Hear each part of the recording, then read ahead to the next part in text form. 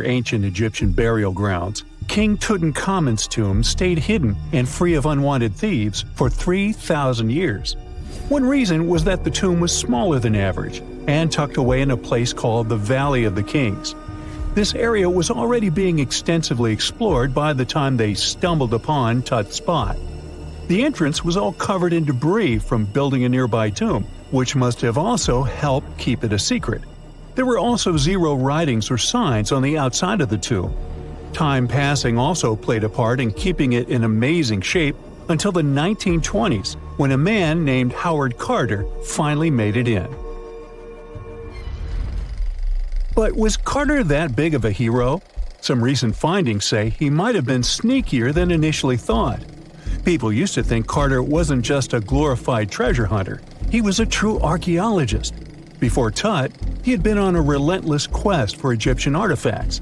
He discovered his interest in these unusual objects when he was a child, and soon started drawing the sculptures and inscriptions that were found in ancient tombs. After stumbling upon the remains of King Tut, Carter spent a decade recording and processing all sorts of objects, like golden thrones, chariots, and statues from Tut's tomb, shipping them down the Nile to Egypt's museum in Cairo. Well, at least that was the official story. More recent discoveries claim that not all of the objects made it to Egyptian officials. A secret letter seems to uncover Carter's little 10 for them, 1 for me policy. The letter in question was sent to Sir Alan Gardiner, a philologist and friend of Carter's, dated from 1922. In these writings, Carter mentioned having found the tomb and was asking his buddy for some advice. In another letter from 1934, Gardiner seems to be thanking Carter for an amulet, which was sent to him as a thank you gift. Carter was adamant that it didn't come from Tut's tomb, but evidently it did. Even the British director of the Egyptian Museum was onto Carter's sneaky endeavors, but couldn't prove it. He compared Gardiner's amulet to others from Tut's tomb, and lo and behold, they were a perfect match. Gardiner was so disappointed to have been put in such a sticky situation that he vented to Carter in another letter. Deciding to be a good friend, Gardiner didn't throw the famous archaeologist under the bus. Instead, he advised Carter to take those stolen goods back to Cairo, just like he'd advise you to like this video and subscribe to the Brightside channel for more amazing videos on the most unique topics in history. It's not the only shady piece of information on Carter's post-discovery behavior. In 1947, a man named Alfred Lucas, who used to work with a controversial archaeologist, gave some information in an obscure journal in Cairo. He claimed that Carter sneakily cracked open the burial chamber door himself. Then he sealed it back up like nothing had happened before the official uncovering. Now, why would he do that? Well, the same theory suggests that Carter and his crew might have entered the tomb early so they could get their hands on some ancient goodies. Obviously, these people couldn't risk having such objects sold while they were still alive, but made sure they were auctioned off after they passed. Carter, though, never confessed to anything. He made no official denial either, but the Egyptian government couldn't risk any more mysterious disappearances, so they prohibited him from entering the tomb for a while. Some have connected this apparent stealing to the curse of King Tut. If you've never heard of it, know that it became quite the scary tale soon after King Tutankhamun's resting place was uncovered. It claimed that anyone messing with the tomb of the boy pharaoh would face some serious bad luck. It's not all dramatic like a mummy going on an aggressive spree, but word got out that the people involved in disturbing King Tut's lair met some mysterious, untimely ends. The main untimely passing related to this supposed curse is that of George Herbert, the 5th Earl of Carnarvon. He was this British aristocrat who helped fund the search for the tomb. He passed away just a year after the tomb was opened. Now, people love to call it mysterious, but it turns out that Herbert was already in pretty bad shape health-wise when he got to Cairo, and he ended up getting taken down by a regular disease. Now, let's talk numbers. There were a lot of people linked to this tomb opening – security guards, archaeologists, and supporting staff. And sure, a few of them did pass not long after the tomb started receiving visitors. As much as we'd like this curse to be true for the sake of, good storytelling, statistically, if you have a bunch of people connected to opening a tomb, you'd expect some passings just by random chance.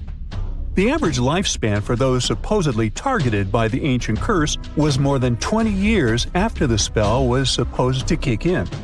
Herbert's daughter even lived until the 1980s, that's half a century later. And Howard Carter himself lived until 1935, a solid 16 years after the big reveal. Some have suggested that the whole curse was nothing more than a careful PR strategy.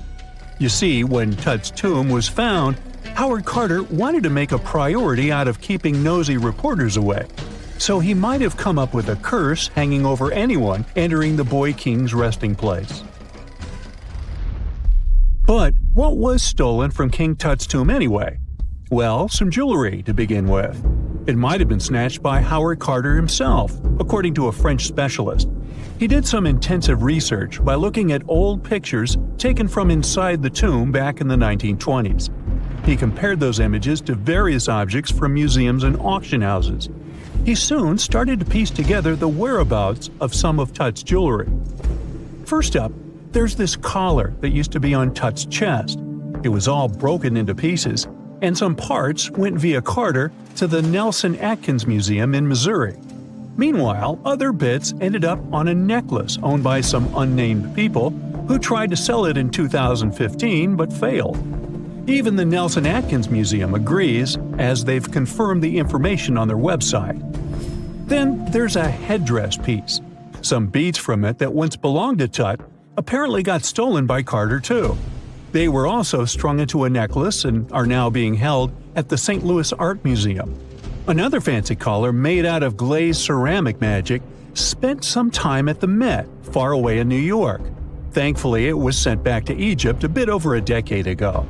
This seems to have been, as you'd expect by now, also stolen by Carter. Missing artifacts aside, King Tut still gave a ton of amazing objects that helped us learn more about this incredible ancient culture. Starting with the famous burial mask. It's this massive 21-inch gold art piece with semi-precious stones and glass paste. It weighs 22 pounds and showcases the boy pharaoh with a long beard and a headdress with a cobra and vulture. On the back, there's this spell from an important ancient Egyptian spiritual book that's supposed to make sure it works just as well in the afterlife. Tut was also apparently a board game enthusiast. They found 4 board games in his tomb, some made of ivory. Archaeologists also found a pair of gold sandals, though you'd imagine they were more for show than for comfort. In fact, the pharaoh probably never wore them in his lifetime. Now, speaking of fashion items, it turns out Tut was quite the fancy ruler. They even found a mannequin in his tomb that was used to pick out, adjust, and store his outfits and jewelry. The boy king seemed to have also enjoyed some music, based on the 2 trumpets historians found in his tomb. Though they were played back in 1935 in a BBC broadcast, the instruments are today considered too fragile to be maneuvered. Ever since Plato wrote about the allegory of Atlantis, humanity has been fascinated with the possibility of the discovery of a thriving underwater civilization. Fancy joining me on a trip to a few historic underwater sites? Let's see what we can find out about ancient civilizations. The first one on our list is what is being called the underwater Stonehenge. Scientists have recently discovered a mysterious pile of cairns that stretch for miles under the shimmering waters of Lake Constance at the borders of Switzerland, Germany, and Austria. Archaeologists began to explore the site back in 2015, and they haven't been able to understand yet what it was actually used for. What they do know is that there is a 12-mile line of 170 human-made stone cairns under Lake Constance. Scientists say this was most likely the result of a combined work of several villages. The cairn site was probably used for some collective purpose. The formations are huge.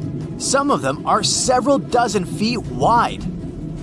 The most amazing discovery so far is that the site dates back to around 5,500 years ago. Now, what were we humans doing back then? We were living in the prime years of the so-called Stone Age. We were beginning to make artifacts from stone and use them to hunt and eat. Can you imagine what a knife and fork might have looked like back in those days? It's no coincidence that scientists call this site the underwater Stonehenge, though. Both sites are believed to have been built around the same period of time. You see, Stonehenge dates back to around 3,100 BCE.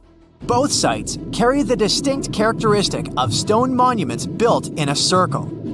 Not to mention the fact that scientists also haven't figured out why on earth our early ancestors would feel the need to build a monument such as Stonehenge. Well, the mystery of Lake Constance hasn't been solved yet. Who were the Neolithic people from this area? And for what purpose did they go through such an amount of work and effort to build this huge stone site? Next, we're taking you on a tour of the Ryukyu Islands just off the coast of Japan. You're diving deep down to an archaeological site. But I should warn you, the waters of the Pacific Ocean are far from smooth. It doesn't take long before you see a huge structure, thanks to the sunlight shining down on the seabed. At first, it looks like Machu Picchu's ruins located across the globe in Peru. As you approach the site, you slowly figure out its forms. A pyramid-shaped structure, arches, staircases. It's something that could have easily been a palace or a castle. Could this be a sign of human activity? What you've just seen is known today as the Yonaguni Monument. It also goes by the name of Japan's Atlantis. The entire monument is about the size of 5 soccer fields and the height of a 5-story building. Its most surprising feature is its expanse of terraces. Explorers and scientists believe that Yonaguni might be 10,000 years old. But whether it's a human-made structure or a natural formation is still under debate. For Japan's top marine geologist, Professor Masaki Kimura, Yonaguni is the heritage of a lost civilization.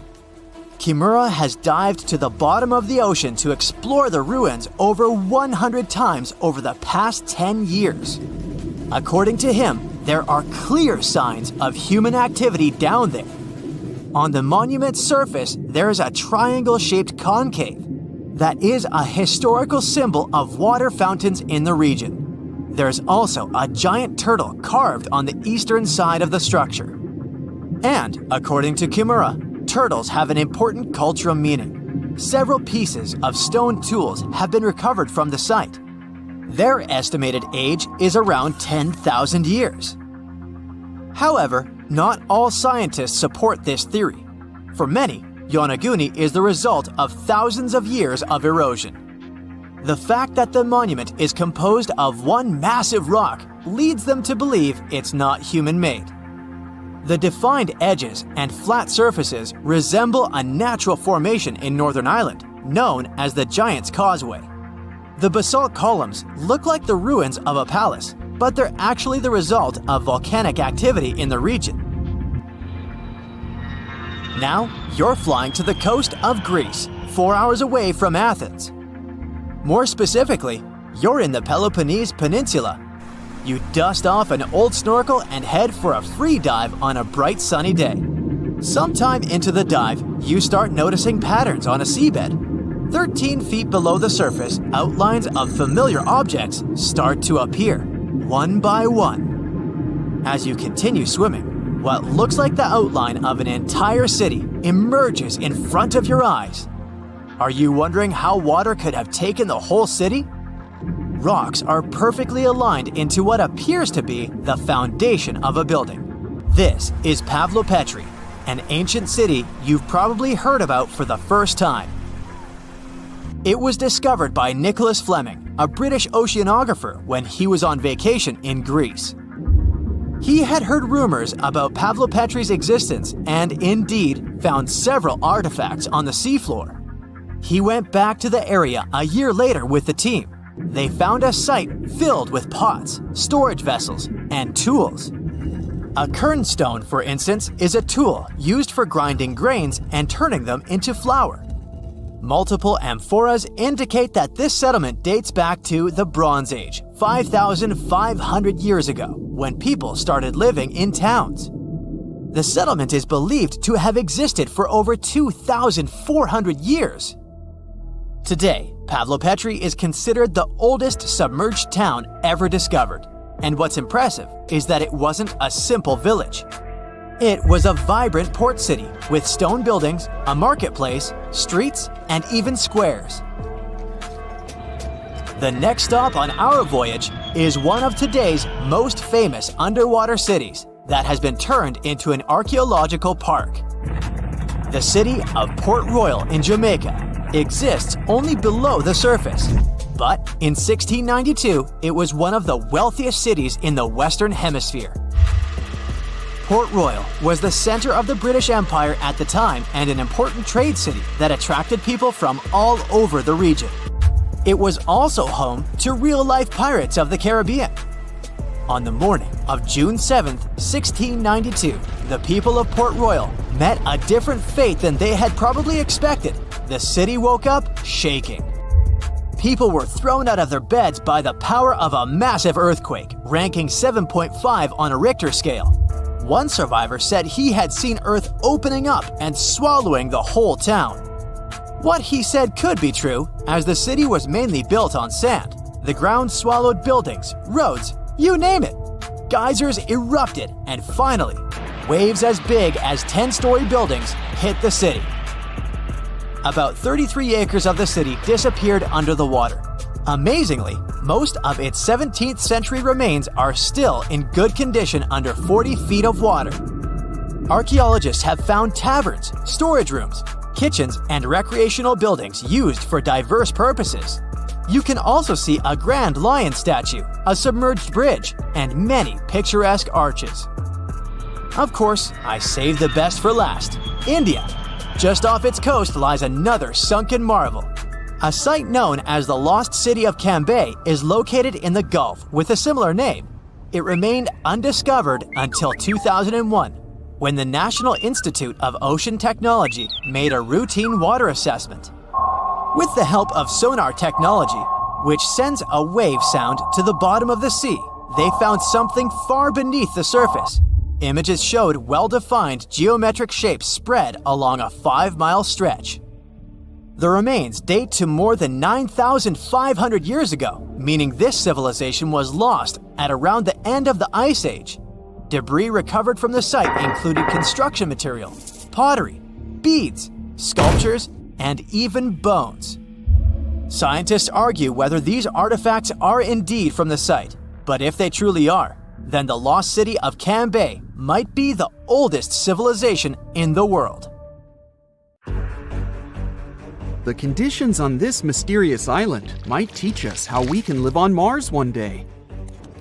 Devon Island is, to this day, the largest uninhabited island on our planet. It's located in the Canadian Arctic archipelago, and it's easy to see why people find it impossible to make a home here.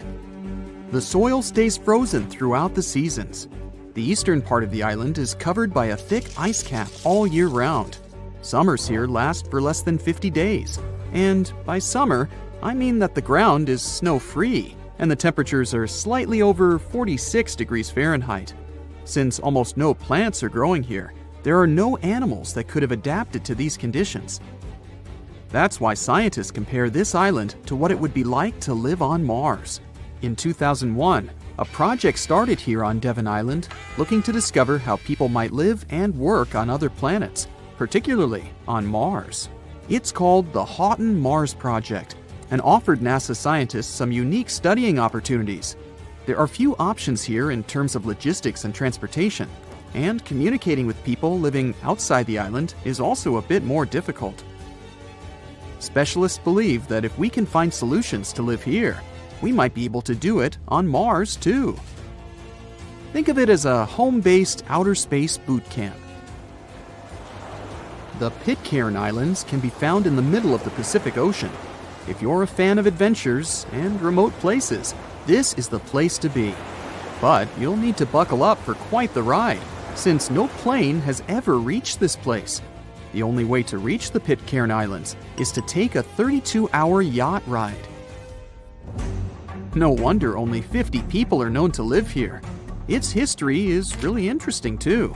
A group of people settled here in the 18th century after a failed marine mission. To this day, all the residents of the island are descending from that initial group. Life's not easy here though. If they need to see a doctor, for example, they need to travel either to the island of Fiji or to New Zealand. Now let's head over to Mexico, where recent technology has allowed scientists to explore some fascinating cenotes, which were previously unknown. Cenotes are also called sinkholes and allow us to see subterranean water bodies. A team of archaeologists, cave divers, underwater photographers, and biologists came together to explore and document the extensive network of sinkholes located in the Yucatan Peninsula. One of the hotspots is located under the main pyramid at the Chichen Itza archaeological site. In total, scientists are looking to explore about 6,000 cenotes stretched across this whole region. The whole project is important not only because of the geological discoveries, but also because of its connection to the Mayan people and their culture. These recent discoveries revealed that for the Mayans, these cenotes weren't simple water sources. They dictated the way they built their constructions and had a huge impact on their spiritual lives too. The tallest mountain in the world is Mount Everest, sure, but it's been explored by scientists and tourists alike and doesn't hold many secrets. The mysterious Ganghar Puensum, on the other hand, is the tallest unclimbed mountain on our planet. The reason behind this unusual situation is not because of its remoteness or harsh conditions.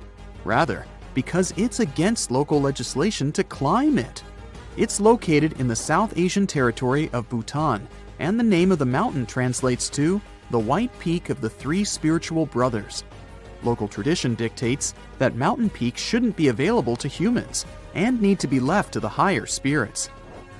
Mountains in this region can only be climbed up to 3.7 miles, but Ganghar Puensum tops 4.7 miles. For this reason, there's no official record of any human reaching the peak. Almost all of the previous expeditions have been inexplicably stopped at the midpoint. The next unusual spot should be on any travel enthusiast's bucket list, the island of Madagascar. For starters, it's estimated that about 90% of the species of plants and animals that are found here can't be seen anywhere in the world. But there's one small portion of the island that has baffled both tourists and scientists, the stone forest. It belongs to the Tsingy de Bemaraha National Park and features some unique limestone formations. They look like thousands of spiky towers that stretch hundreds of feet into the air. The distance between these formations can be anywhere from a few inches to the length of a city street. As beautiful as it is, it's really hard to get here. It'll take you a few days to get there from the nearest city. Once you get to the park, it becomes really difficult to explore too. It can take a whole day to go across as little as half a mile.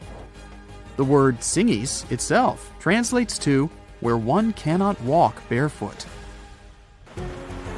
To visit the remotest village in the whole world, you'll need to prepare yourself for quite the journey. From the United States, for example, the easiest route involves a 15-hour flight to Cape Town, South Africa, followed by a 6-day boat ride to reach Tristan da Cunha. Or you could take a month-long cruise through the South Atlantic Ocean, whatever works better.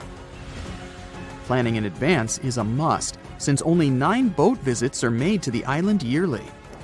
It's just 7 miles long and right in the middle of the South Atlantic Ocean, stretching a mere 37.8 square miles. There are slightly over 200 residents, and they all farm for a living. They do have internet service, but it's really slow. The people living here speak a dialect of English that is used by the fewest number of people in the world.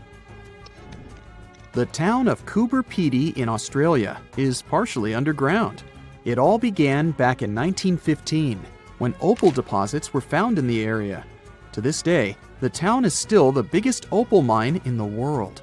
People living here figured out that it would be more comfortable for them to stick to the underground, as temperatures above ground can reach 125 degrees Fahrenheit.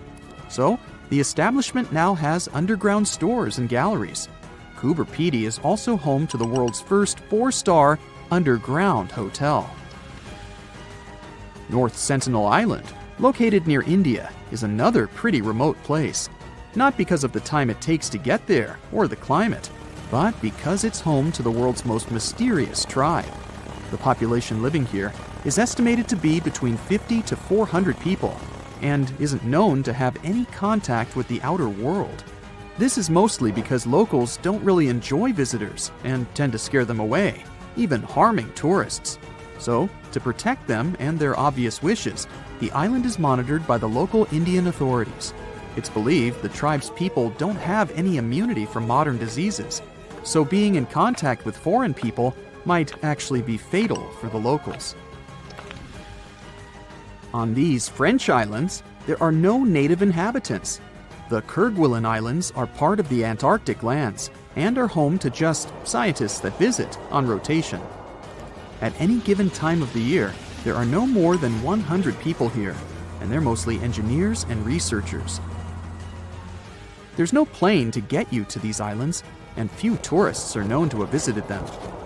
The island is covered in glaciers, and the soil here isn't friendly to plants or animals. But if you're curious about what this place looks like, you'll need both the money and the time to complete the trip. You can only reach the island by ship, which reaches the shores of Kerguelen only 4 times a year. It isn't cheap to stay in these islands, and you definitely won't find 5-star hotels here. The trip departs from Réunion, and it takes about 28 days to reach the first island. Half of the time will be spent at sea, so be prepared to cover over 5,600 miles of the Indian Ocean. So hi, how about exploring some cool and unusual artifacts from the past? Let's go! Have you ever heard of Chinese magic mirrors? These mirrors were made of solid bronze. They had 2 sides. The front was a shiny polished surface, similar to our typical mirrors. It was the back that did the magic. When bright light fell on the mirror, it looked as if it was transparent, and the pattern on the back of the mirror got projected onto the wall.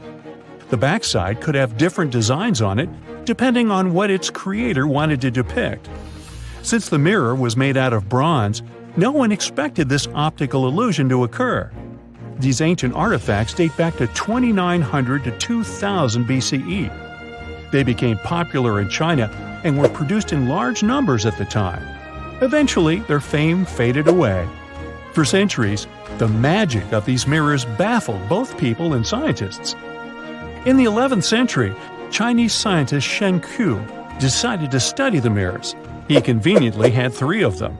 He was surprised by the ability of the metal to act as if it were transparent. He believed that some tempering techniques created surface wrinkles on the mirror to make it translucent. Yet these wrinkles were imperceptible to the human eye. It turns out he was right. Many scientists tried to decipher the open mirrors over the centuries, but remained clueless.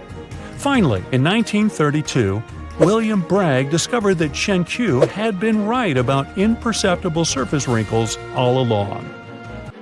Every once in a while, people open multiple tabs in a browser and come to a point where there's no room for a new tab. Apparently, this had also been happening long before computers and the internet were invented. Meet the 16th century browser. This is a full-size book wheel. It's kind of a custom-made rotating bookshelf. Gregory Hayworth, a specialist in textual science, says that this tool has a system of epicyclic gears. That means that the book wheel has a working principle like a planetary system. One gear rotates around another. The shelves of the device maintain a constant 45-degree incline that holds the book securely as the giant wheel turns. Back then, people used the tool while writing encyclopedias and editions of classical works. In this kind of work, a person has to have many books open simultaneously so that the information from multiple sources can be gathered easily. Italian engineer Agostino Ramelli is the inventor of this piece of early modern machinery. What if I tell you that sponge divers in Greece accidentally found an ancient computer? They pulled out this artifact from a shipwreck near Antikythera Island in 1901. Scientists called it the Antikythera mechanism and labeled it as the first mechanical computer. The machine looks like a hunk of bronze, but it has some kind of mechanism composed of gears and wheels. So, experts first assumed that it was an astronomer's tool. After an X-ray scan, though, they found out that the instrument was far more complex than they thought. The artifact was meant to calculate astronomical positions, track the 4-year cycle of athletic games, and so on. It contained a box with dials on the outside and had an assembly of gear wheels attached. It's still unknown who built an instrument with this level of artistry 2,000 years ago and why this technology was lost. After seeing how sophisticated the device was, scientists accepted that their perception of ancient Greek engineering wasn't really accurate. Professor Michael Edmonds of Cardiff University admits that based on the knowledge they have, this mechanism shouldn't even exist. Edmonds says the machine is one of a kind and its astronomical calculations are precise. For him, the Antikythera mechanism is more valuable than the Mona Lisa. In 1929, scholars working in Topkapi Palace Museum in Turkey discovered a map. It became famous for being the oldest map showing the Americas. Perry Reese drew this detailed map on a gazelle skin in 1513. He depicted Europe, North Africa, the coast of Brazil, and several islands, such as the Azores and Canary Islands. The most exciting thing is that he created the map only 21 years after Columbus had set foot in the New World. Well, it was new to him. Perry Reese was a maritime scholar and a successful naval commander leading the Ottoman fleet. Yet, while drawing the map, he relied not only on his expertise in sailing. He created it by assembling and referring to 20 other regional maps, like the Arab map of India, 4 Portuguese maps, and the map of the western parts drawn by Columbus. Yes, the part he got from Columbus raised the heartbeat of many historians. Columbus drew a map during his 3rd voyage to the New World and sent it to Spain in 1498. It's assumed to be lost. Surprisingly, historians can now understand what Columbus noted down by looking at Perry Reese's map. Fun fact, he also drew another world map in 1528. Even though only about 1/6 of this map has survived, it's clear that it described the northwestern part of the Atlantic, the region from Venezuela to Newfoundland, and the southern tip of Greenland. The map also showed Antarctica centuries before its discovery. Historians had to rethink the chronology of history after getting this crazy information. Perry Reese described Antarctica's topography without ice in great detail. In the 1930s, workers found dozens of stone spheres in Costa Rica. Locally, they're known as bolas de piedra, literally stone balls. They were made by a civilization lost in time. What's interesting about these balls is their shape. They are perfectly spherical. How ancient people could make such precise shapes is a mystery. The spheres are of different sizes. Imagine a small one, like a tennis ball. Then put another one next to it, 7 feet in diameter. The largest spheres weighed 16 tons. Archaeologists are sure that these balls are human-made. Yet their purpose remains unclear. Some archaeologists claim that the spheres could represent the solar system or could be inspired by various stages of the sun and the moon. Others say that the stone's placement refers to the houses of chiefs. Most of the stone spheres were sculpted from granodiorite. It's a hard rock similar to granite. Experts believe that ancient people used smaller rocks from the same material as tools to shape these spheres. They also think that sculptors probably heated portions of the stones and then cooled them rapidly. This could have helped them to remove the outer layers of rock. Our next one is an ancient battery set found in Iraq in 1936. The set consists of a ceramic pot, a copper cylinder, and an iron rod. At the top, the iron rod is isolated from the copper by asphalt, and both the rod and cylinder fit inside the mouth of the jar. The copper cylinder isn't watertight, so if the pot was filled with a liquid, it would surround the iron rod as well. Archaeologists focus more on the oxidized iron rod because the vessel just needed to be filled with an acid or alkaline substance to produce an electric charge. After examining this bizarre artifact, an Austrian archaeologist hypothesized that the instrument made use of chemical reactions to generate electrical energy. That's why they likened the instrument to a battery. An ancient civilization might have used it for some kind of electrotherapy. Yet there isn't any electroplated object known from this period. So Koenig's hypothesis was rejected by many archaeologists, but nobody has proven him wrong either. The origin and purpose of the vessel remain unclear to this day. So, want to see the world's oldest art studio? In 2011, archaeologists found 100,000-year-old shells in a South African cave. Those shells were used for paint making. A coating of bright red powder on the inside of a pair of shells is the proof. Archaeologists say they found a complete kit used to produce a pigmented mixture. Now, in a different part of the cave, several paintings were displayed with little price tags on them intended for sale. Nah, just kidding. Although that big one over there would look good over my couch. What is a boat doing in the middle of a desert? You would expect to find a seagoing vessel closer to shore. This is the question archaeologists had been asking for decades. In 1988, there was a storm near one of the most important archaeological sites in ancient Egypt. A wooden structure emerged from the sand. It was hollowed out by termites. Scientists were determined to solve its mystery. In 2000, they began excavating the site near Abydos, Abydos. An American team of experts soon discovered a boat that was 70 feet long, and it wasn't alone. In total, there were 14 boats neatly resting next to each other. It was impossible to completely dig out the boats because of their poor condition.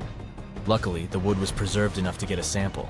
Analyses revealed that the boats were around 5,000 years old, the oldest fleet in human history to this date. The time of their construction predates the pyramids at Giza by half a millennium. Each ship of the fleet rested in a vault that matched its dimensions. The room was roughly a third of the size of a tennis court. It had mud brick walls that featured more than 120 drawings of boats. Ancient Egyptians incised them on whitewashed walls that were excellently preserved.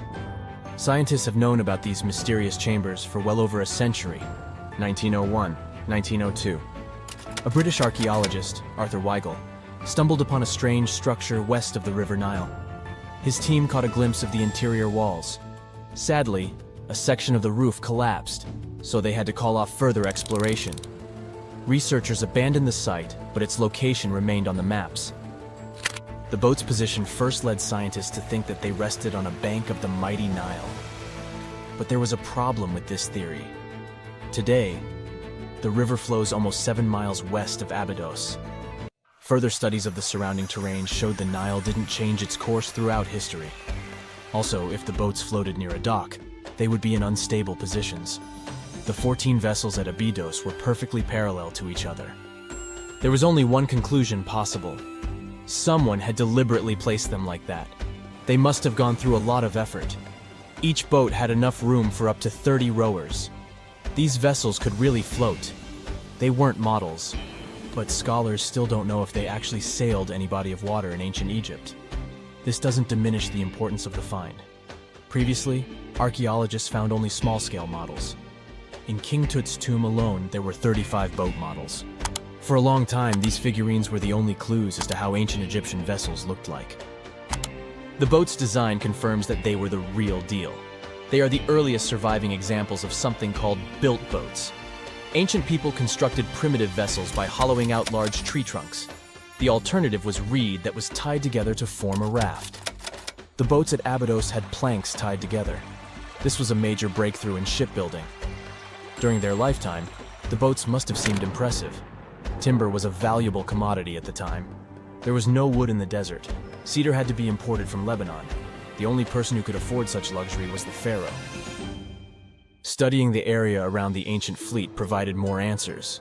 Scientists discovered a mud brick structure where Egyptians worshipped the pharaoh. Its approximate date of construction matches that of the wooden boats.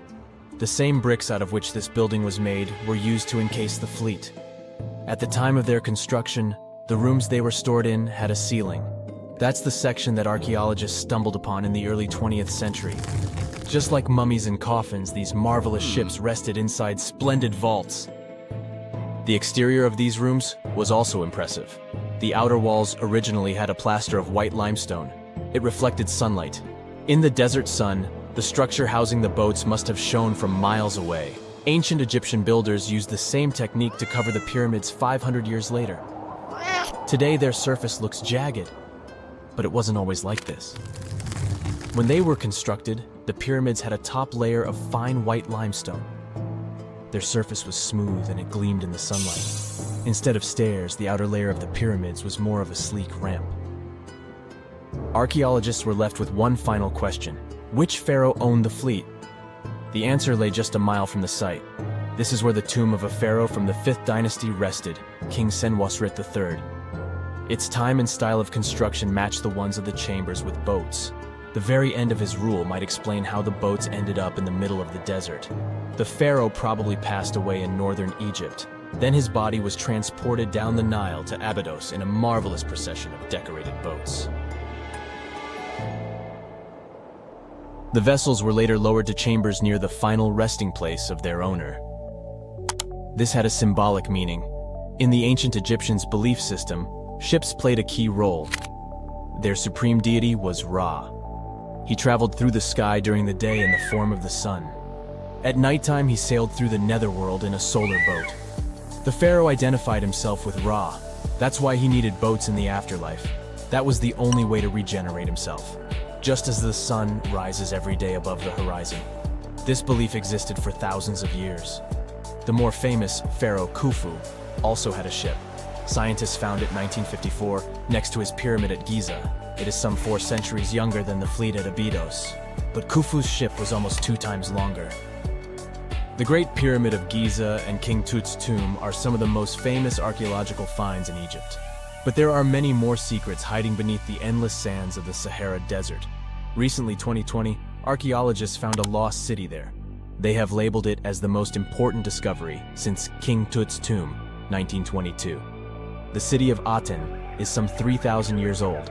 Historians hope it will give them a unique insight into the everyday life of ancient Egyptians. The famous archaeologist and Egyptologist Zahi Hawass proclaimed the site a lost golden city.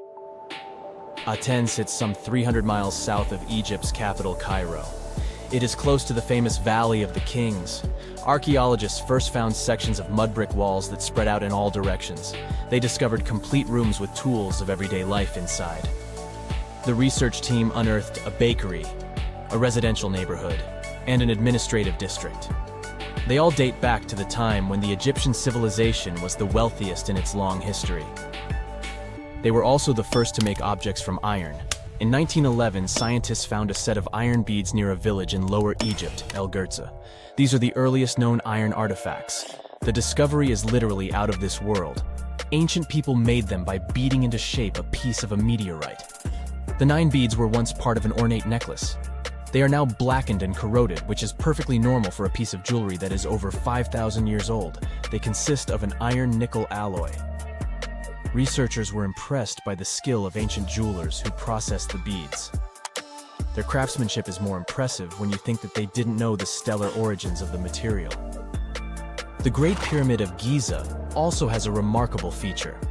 An international research group investigated the electromagnetic response of the structure to radio waves. They found that the pyramid has the ability to concentrate electromagnetic energy inside it. This occurred inside its chambers as well as under the pyramid's base. It contains an underground, unfinished chamber. It seems that the electromagnetic response is connected with the properties of limestone, the Great Pyramid's main building material. The research results might have a practical application. The way solar cells and nanosensors function could be improved by this remarkable find. Stonehenge wasn't a witchy monument to travel through time. It was actually constructed as a hope to build a different future. Recent research just found out that the monument was probably raised as an attempt to reunite the Britons during a period of big division. The thread of this story lies on the altar stone, the monument's most iconic rock. For years, scientists believed that the stones used in Stonehenge, including the altar stone, came from the nearby Preseli Hills in Wales. In this scenario, Stonehenge would have been built by a local community. That is, Neolithic people who would have found easy-to-access materials to build a ceremonial mound, a sundial calendar, and a final resting place, all in one. Things changed when another discovery was made. In 2018, leading-edge research pointed that the altar stone actually came from the River Tay region in northeastern Scotland, which is located over 400 miles away from Stonehenge. Scientists found similar rocks as such in Scottish monuments. You see, the altar stone is a recumbent stone, laying on its side. Many of the rocks were found in ceremonial stone circles in Scotland, and they are unique to this region. When this discovery broke through, it got archaeologists thinking. Maybe Stonehenge wasn't just a local project, but a wider collaboration between different tribes and communities across Britain. To understand this, we need to rewind to around 3000 BCE. That's when Britain still wasn't a unified country per se. Rather, it was a patchwork of tribes such as those coming from southern or eastern Europe, each with their own customs and beliefs. As an island, Britain's population changed many times. Britain was mainly composed of farmers who descended from people from the Middle East and arrived on the land around 6,000 years ago. This group thrived in the area until 2500 BCE, when another group coming from the regions of the Netherlands and Germany started to appear. These ones, also known as the Beaker people, were responsible for the large population turnover that Britain experienced during the Neolithic period and the years that followed. The Beakers were called so because of a specific type of pottery they used to make and bury their loved ones with after their passing. It's possible that the original dwellers of the land didn't like it that their land was being repopulated. And what researchers suggest is that Stonehenge was this attempt to reunite the original Neolithic farmer population and regain some type of identity control over their land. They would have invested a lot of time and energy in bringing the altar stone all the way down from Scotland, without the help of wheel technology, for example. You see, the wheel had already been invented in Lower Mesopotamia, but since there was no Wi-Fi at the time, the Brits weren't aware of this technology until much later on. This whole territorial crisis could have driven locals to use their resources to move the altar stone to Salisbury Plain in England, in order to reunify the land. You see, Stonehenge wasn't built in one go. Its history dates to around 3000 BCE. That's when the monument was just a circular ditch and bank, known as a henge. Inside, they placed wooden posts and possibly totem-like carvings. This version of Stonehenge wasn't about rocks yet. It was more of a ritualistic place and possibly a final resting place. They found several cremation pits from this period, making it the oldest resting place in all of Britain. It was only around 2600 BCE that the blue stones came around. The naming might be a bit misleading since they're not literally blue rocks.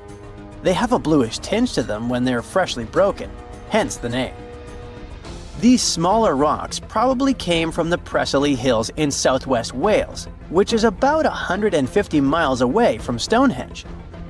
Some researchers say that the ancient ones believed that blue stones had healing qualities. So we can maybe guess why they went through all of the trouble to move them from Wales to Salisbury Plains, huh? A little bit later than that, circa 2500, that's when we start having the Stonehenge we know and love today. That's when the Sarsen stones started to arrive. The Sarsens are Stonehenge's huge stones. I mean, each sarsen can weigh around 25 tons. That's as much as 3 African elephants stacked together. The Sarsens make that iconic outer ring circle. Supposedly, that's also when the altar stone was moved from Scotland directly to the heart of Stonehenge. The altar stone is the largest of the blue stones used to build Stonehenge.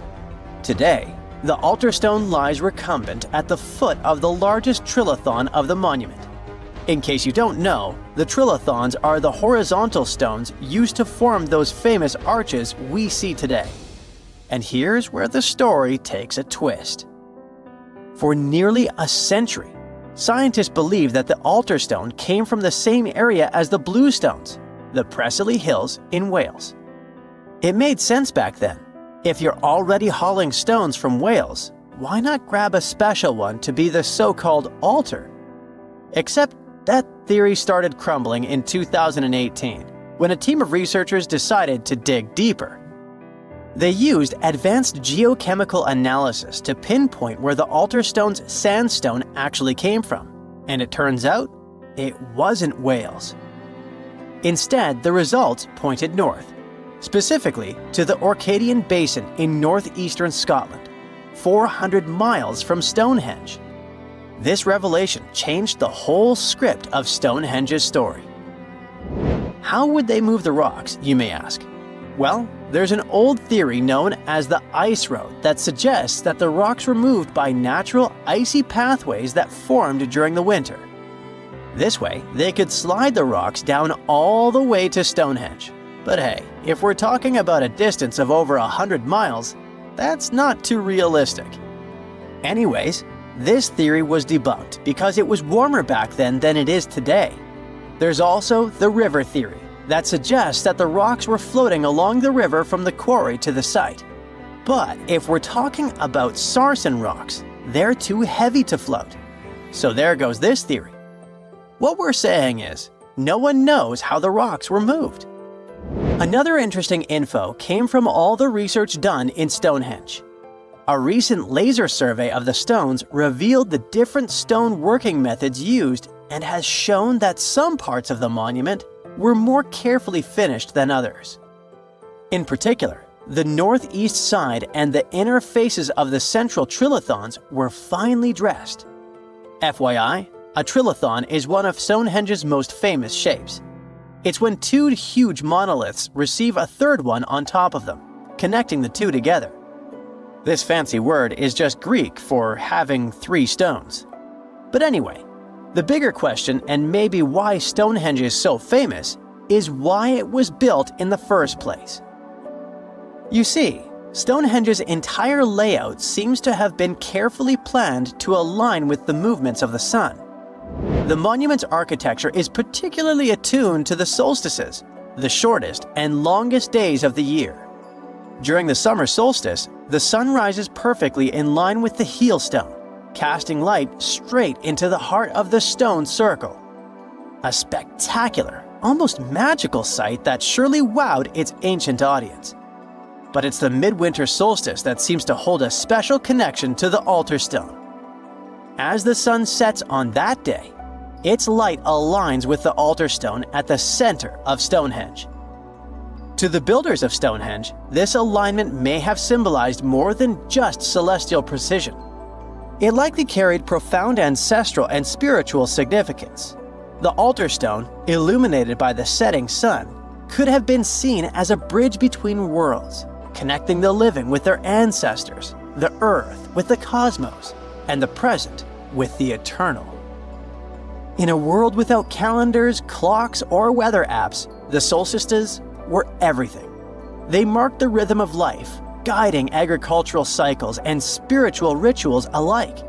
So Stonehenge wasn't just about the stones or the people who built it, but perhaps a way to honor their ancestral roots in an ever-changing world. You are lost deep within the jungle in the Yucatan Peninsula in Mexico. There are strange noises all around you, and to make it worse, the sun is setting. Soon, you'll be alone in the middle of an unknown rainforest. Guess it was a pretty bad idea to come looking for El Dorado on your own, wasn't it? You keep walking as fast as you can when suddenly, wait, what's this you're seeing? It looks like large stairways made out of stone. This definitely doesn't look natural, so you take a picture. Maybe you didn't strike gold, but you might have just found something relevant. Congratulations, you found Akhumtun, a long-lost Mayan city, hidden 37 miles into the jungle. The name literally translates to stone column. Stone was probably in at the time, so these guys used a lot of it to build their pyramids, houses, and even ball courts. If you ever thought that Europeans invented ball games, think twice. Mayans loved to play ball games for recreational purposes. Akhumtun is part of a series of other long-lost Mayan cities that are being discovered with the help of new technology nowadays. We'll talk more about the other ones in a jiffy. Perhaps the biggest surprise of this one is that it was surrounded by wetlands, which is why the city was built on high ground. The city was monumental, covering an area of over 120 acres. That would be as big as 90 football fields right next to each other. Scientists have found proof that Akhumtun had pyramids of up to 49 feet high, and that it was likely an important social hub between 250 and 1000 CE. This is definitely a game changer. But lost Mayan cities began to be unearthed in the 19th century. Modern technologies, such as LiDAR imaging, help archaeologists see through dense canopies of the forests. This means that people don't really have to risk getting lost in the tropical jungle like you did at the beginning of this video. LiDAR works sort of like an X-ray. It sends out laser beams that can detect any signs of ruins or ancient constructions. According to space archaeologist Sarah Parchak, satellite imagery has been a key player in discovering ancient cities in South America, Egypt, and other places. Sarah herself spends most of her days scouring images for any signs of where there could have been cities long ago. She says that more often than not, what happens is that ruins are covered by vegetation, soil, or sand, which makes them super tricky to find. But thanks to these awesome tools, scientists also made the huge discovery of ancient Mayan causeways, which spread throughout old Mayan territories. I mean, take a look at these roadways. You'd expect to see ruins like this in places such as Portugal, England, or the United States. I'm talking about 130 feet wide roads painted white to help travelers journey through the nighttime. Scientists recently unearthed a 110-mile network of roads such as these, and they think this dates back to before the first registered Mayan highways we've known so far. These roadways, which sometimes ran over the swampy ground and were even elevated at times, are being called the world's first superhighways. Even if there is no registry of animal-powered vehicles, it's believed that the Maya used them to travel around a network of possible 964 settlements. They were built like a huge spiderweb, and from what archaeologists have gathered, this huge system of roads worked to connect a big system of economic and social interactions between Mayan cities. This completely debunks the traditional idea that the Mayan pre-classic period, which dates back to 2000 BCE, was made of small, tribal settlements. Imagine the manpower and engineering ability you need to muster to build something close to these white highways. Scientists believe that these causeways were built pretty much the same way as the Mayans built their pyramids, with a mixture of mud and quarry stone. Oh, and using several layers of limestone to make them white. That's pretty cool, right?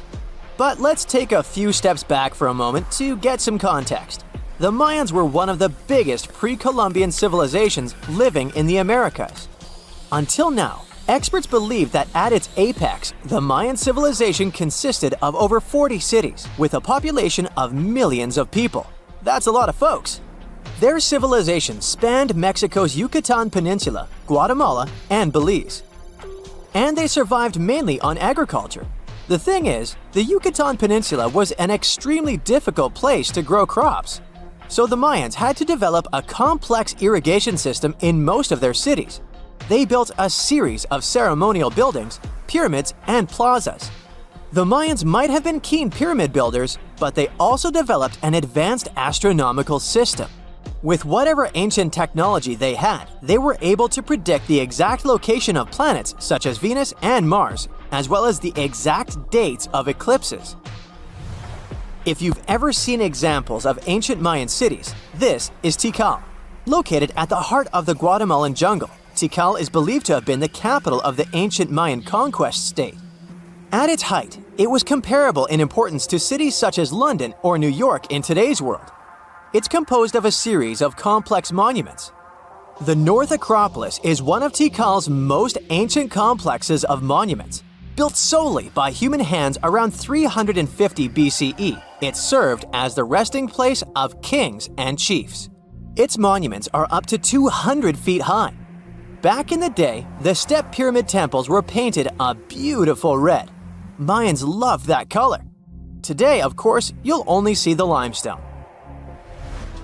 Then there's Chichen Itza.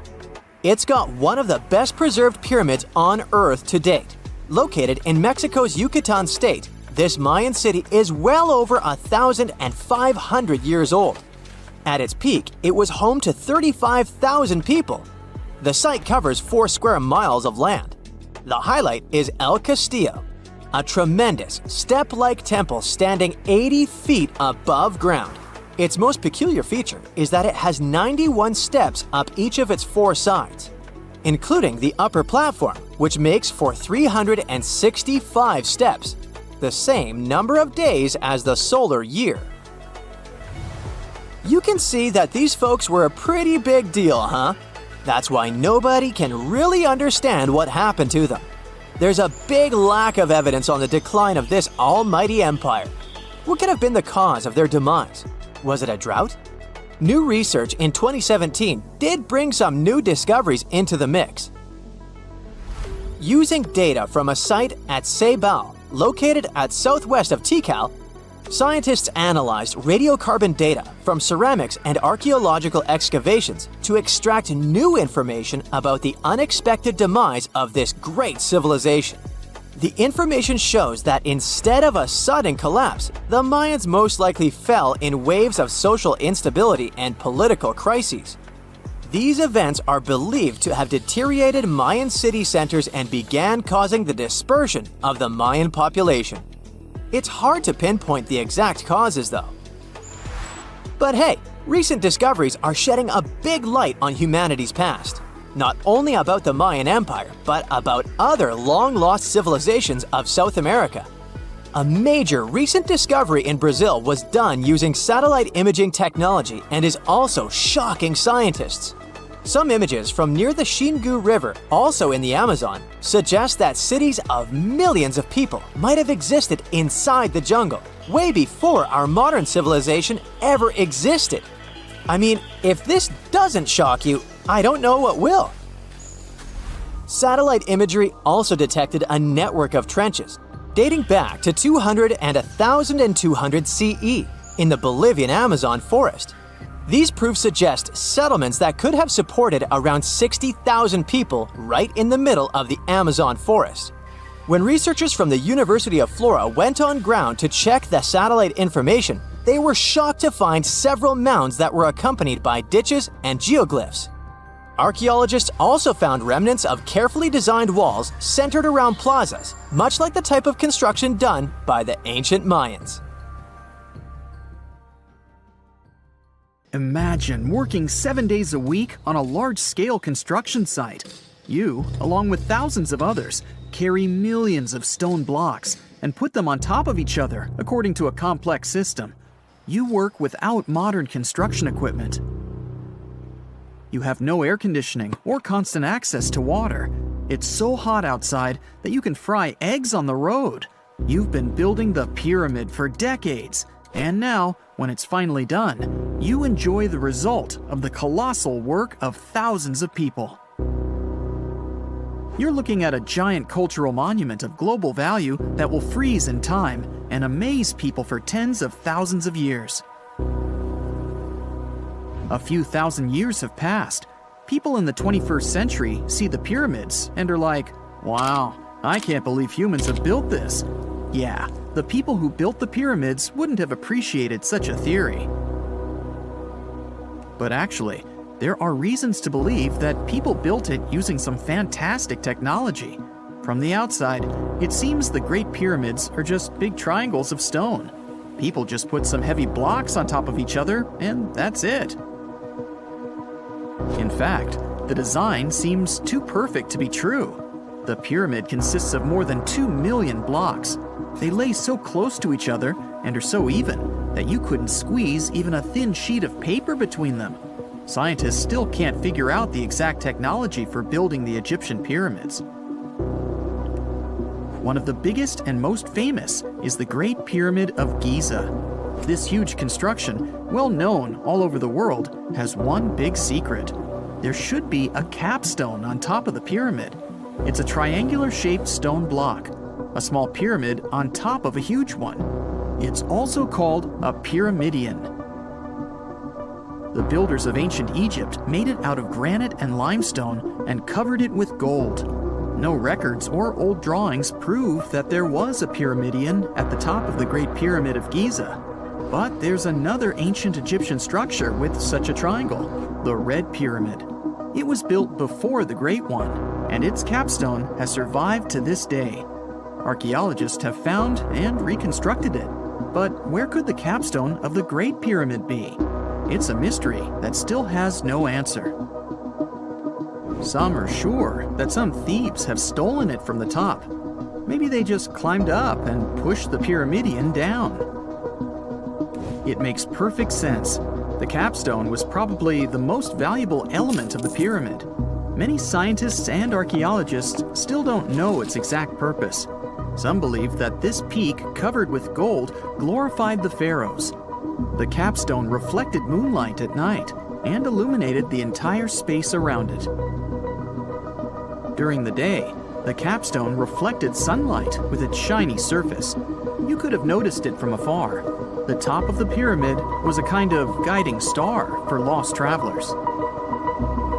All other stone blocks of the pyramid consist of limestone. People polished them to make them look shiny.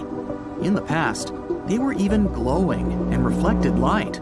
You could see glowing pyramids from space, although they looked like tiny lights. Over thousands of years, winds, sandstorms, and rains have changed the pyramid's appearance. If people had taken care of them all this time, they would have looked like something out of science fiction movies, or the pyramids from Las Vegas. But unfortunately, we will never see their original appearance. Some archaeologists and scientists believe that the capstone could absorb the sun's energy and distribute it evenly throughout the pyramid. No one knows precisely why the Egyptians needed this technology. There's a theory the pyramids are ancient energy systems. The pharaohs applied this energy to use some unique technologies that were more advanced than all the achievements of the 21st century. And the triangular shape of the pyramids was ideal for boosting this electromagnetic energy. In theory, solar radiation, or electromagnetic forces, accumulated at the top of the pyramid, filled the inner rooms, and then went down the walls to the base. Any surface distortion could prevent the flow from spreading, so they had to create a perfectly smooth surface. That's why they installed the blocks so that nobody could squeeze a needle or razor blade between them. Many people believe in this theory because they built the pyramids from limestone. This material can hold energy inside itself. In the inner part, they created granite deposits to cause air ionization, that is, to create an electric charge. They also dug channels under the pyramid for water to transmit electricity. And at the top, they put a gold capstone, the best conductor of electricity. So, this is how you get a great power generator. Different cultures used similar technologies to create electricity all over the world. But these are all theories. If it had been working, humanity would have used these technologies today. There are mentions of the metal industry, chemistry, engineering, physics, mathematics, and astronomy in some ancient records. Most scientists don't believe in all these things. We know the detailed stages of the technology's development in different cultures. In the 21st century, Scientists, historians, and anthropologists can track the evolution of all modern devices. If people had created some technological inventions in ancient times, the history of the world would have looked different. Perhaps all the achievements of antiquity could have been wiped off the face of the earth by global cataclysms, and it can happen to us. Just imagine how people would dig up a laptop in 5,000 years. Perhaps they wouldn't understand what kind of device it is. Another Egyptian wonder surrounded by mystery is the statue of the Sphinx. The Egyptians carved it out of a single massive piece of limestone about 4.5 thousand years ago. But scientists still don't know the exact date of its construction or who built it. People painted the Sphinx in different colors, so it looked much brighter and more vivid in the distant past. It was shining just like the Great Pyramids. Anyway, time hasn't only changed its appearance, but its name too. Initially, the Egyptians called it Hora-Mekhet. The Greeks renamed it the Sphinx about a few hundred years after it had been built. The Sphinx emphasized the greatness of the rulers of Egypt. It also performed a symbolic function of a watchdog guarding the tomb of the pharaoh and the paths leading to it. This version sounds realistic, since archaeologists have discovered many secret entrances at the foot of the Sphinx. Perhaps these rooms and intricate tunnels lead to underground halls with treasures. And treasures don't always mean gold and jewelry. According to legends and theories, the Sphinx guards the Hall of Records, the storage of all humankind's knowledge. The information about the ancient mythical state of Atlantis could be there. You can find many detailed maps of the internal dungeons of the Sphinx on the internet. They show structures 12 stories deep under the statue. It looks like a small city filled with gold, scrolls of knowledge, and various ancient artifacts. But don't believe all these maps. These are just theories. Several thousand years have passed, but people have very little information about it. Archaeologists know that there are still many strange and exciting things about the Sphinx that are still undiscovered. Some locals are afraid to research because they believe they can awaken something terrible from the underground depths. Therefore, it's mostly scientists from other countries who conduct the excavations. In 1998, scientists discovered strange tunnels leading to empty rooms under the Sphinx. They realized that some people tried to get there through tunnels in the past, and maybe those people took all the treasures that were there. One of the legends says that some powerful artifact lays beneath the Sphinx. Its technology can change the whole world, but the locals are hiding it because it can damage the planet. Some believe that you can find evidence of unknown technologies painted on the granite walls in the pharaoh's tombs. But most likely, these paintings and signs tell us the myths and legends of ancient Egypt. But what if Egyptian symbols and drawings are detailed instructions for using ancient technologies? What if the locals that lived at that time thought, people in the future won't be able to get energy themselves. Let's leave some detailed instructions for them. Anyway, there are many riddles and theories. In reality, the search for answers is a dangerous undertaking, since it's not easy to get into the underground halls.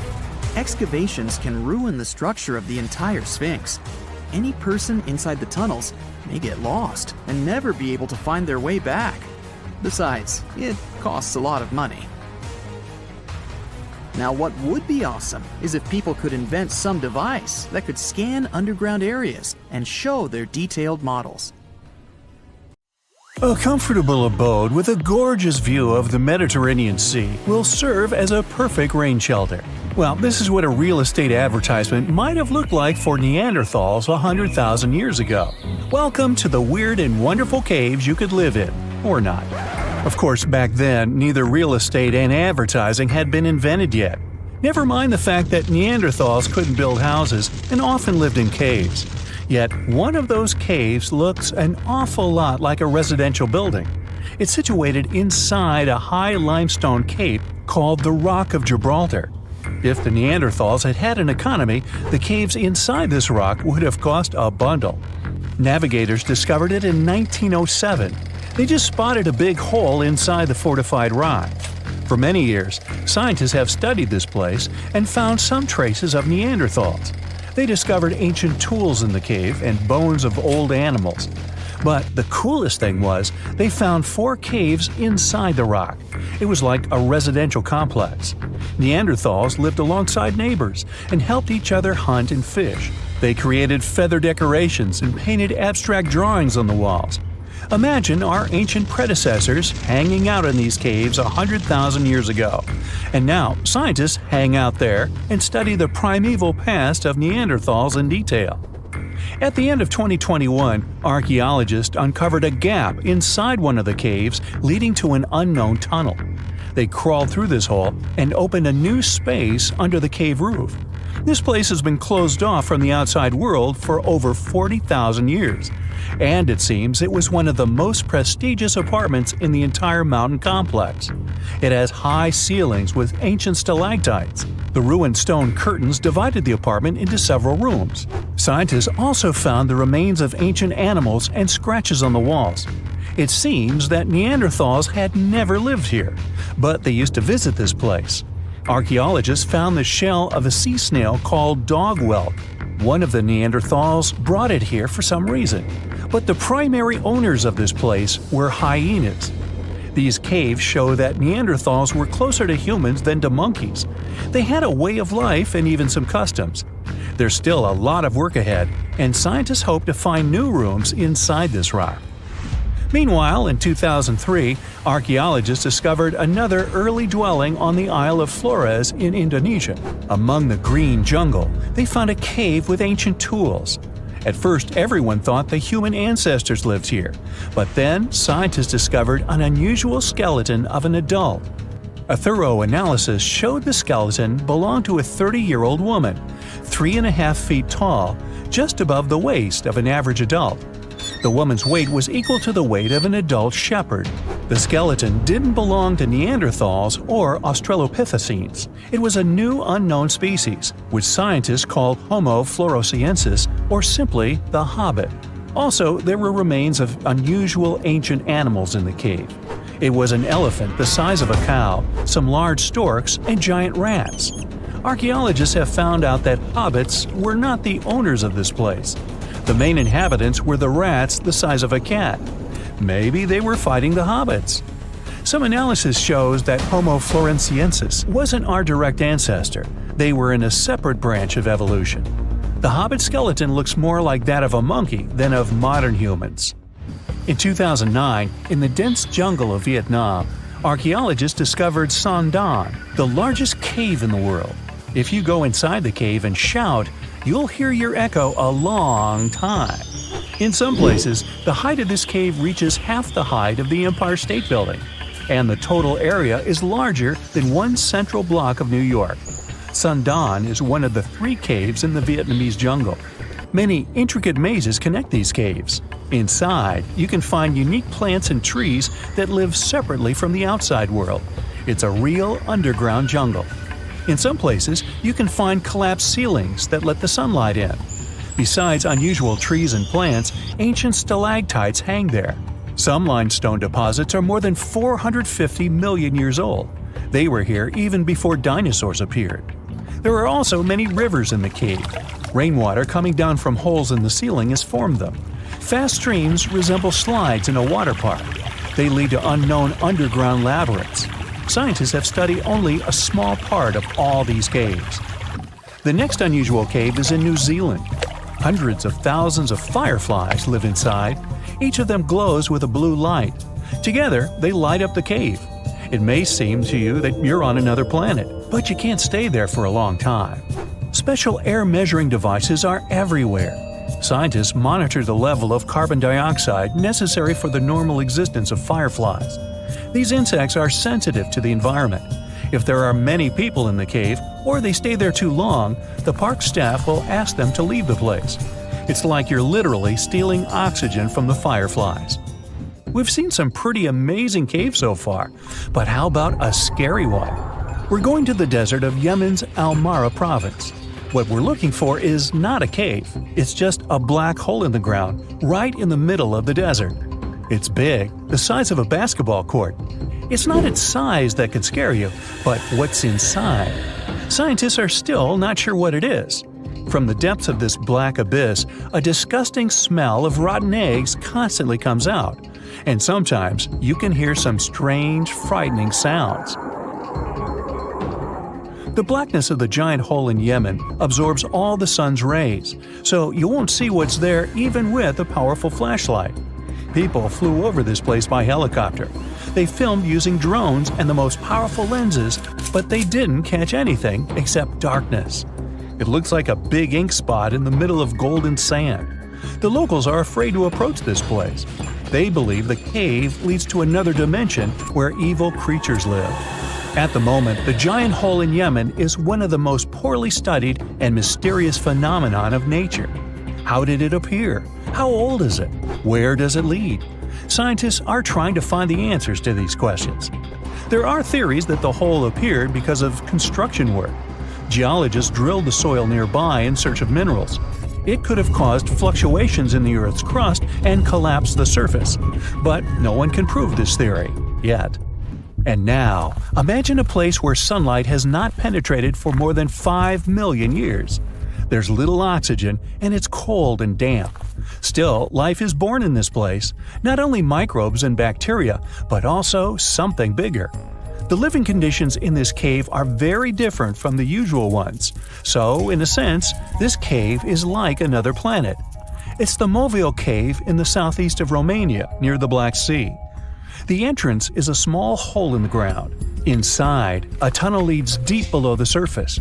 The levels of hydrogen sulfide and carbon dioxide are above normal inside the cave. The air here is half as much oxygen as on the surface. People can't be here without an oxygen mask, but other creatures living here can. The cave is home to 48 species of living organisms. 33 of them are unknown. Here you can meet some unusual insects, white snails and white spiders, millipedes with huge whiskers, transparent shrimp, and unique species of leeches. They all live here thanks to the little bacteria autotrophs. They absorb carbon dioxide and release food particles. Bacteria feed on it. Other larger organisms feed on these bacteria, and some bigger organisms eat those little ones. In the end, everyone gets food. In this cave, evolution has created a biological system separate from the rest of the world. There's this interesting ancient site near St. Louis, Missouri, that a lot of people don't know about. It's called Cahokia, and it used to be a huge city with up to 20,000 people living there back in the 11th century. It's full of these massive earthen mounds that were built by hand, and the biggest one is still there today, at the Cahokia Mound State Historic Site. Even though we don't know everything about this civilization, researchers have been able to piece together some information from the remains they've found. For starters, they found some pretty old teeth at this site. After studying their appearance and structure, scientists suggest that a lot of different indigenous groups lived there.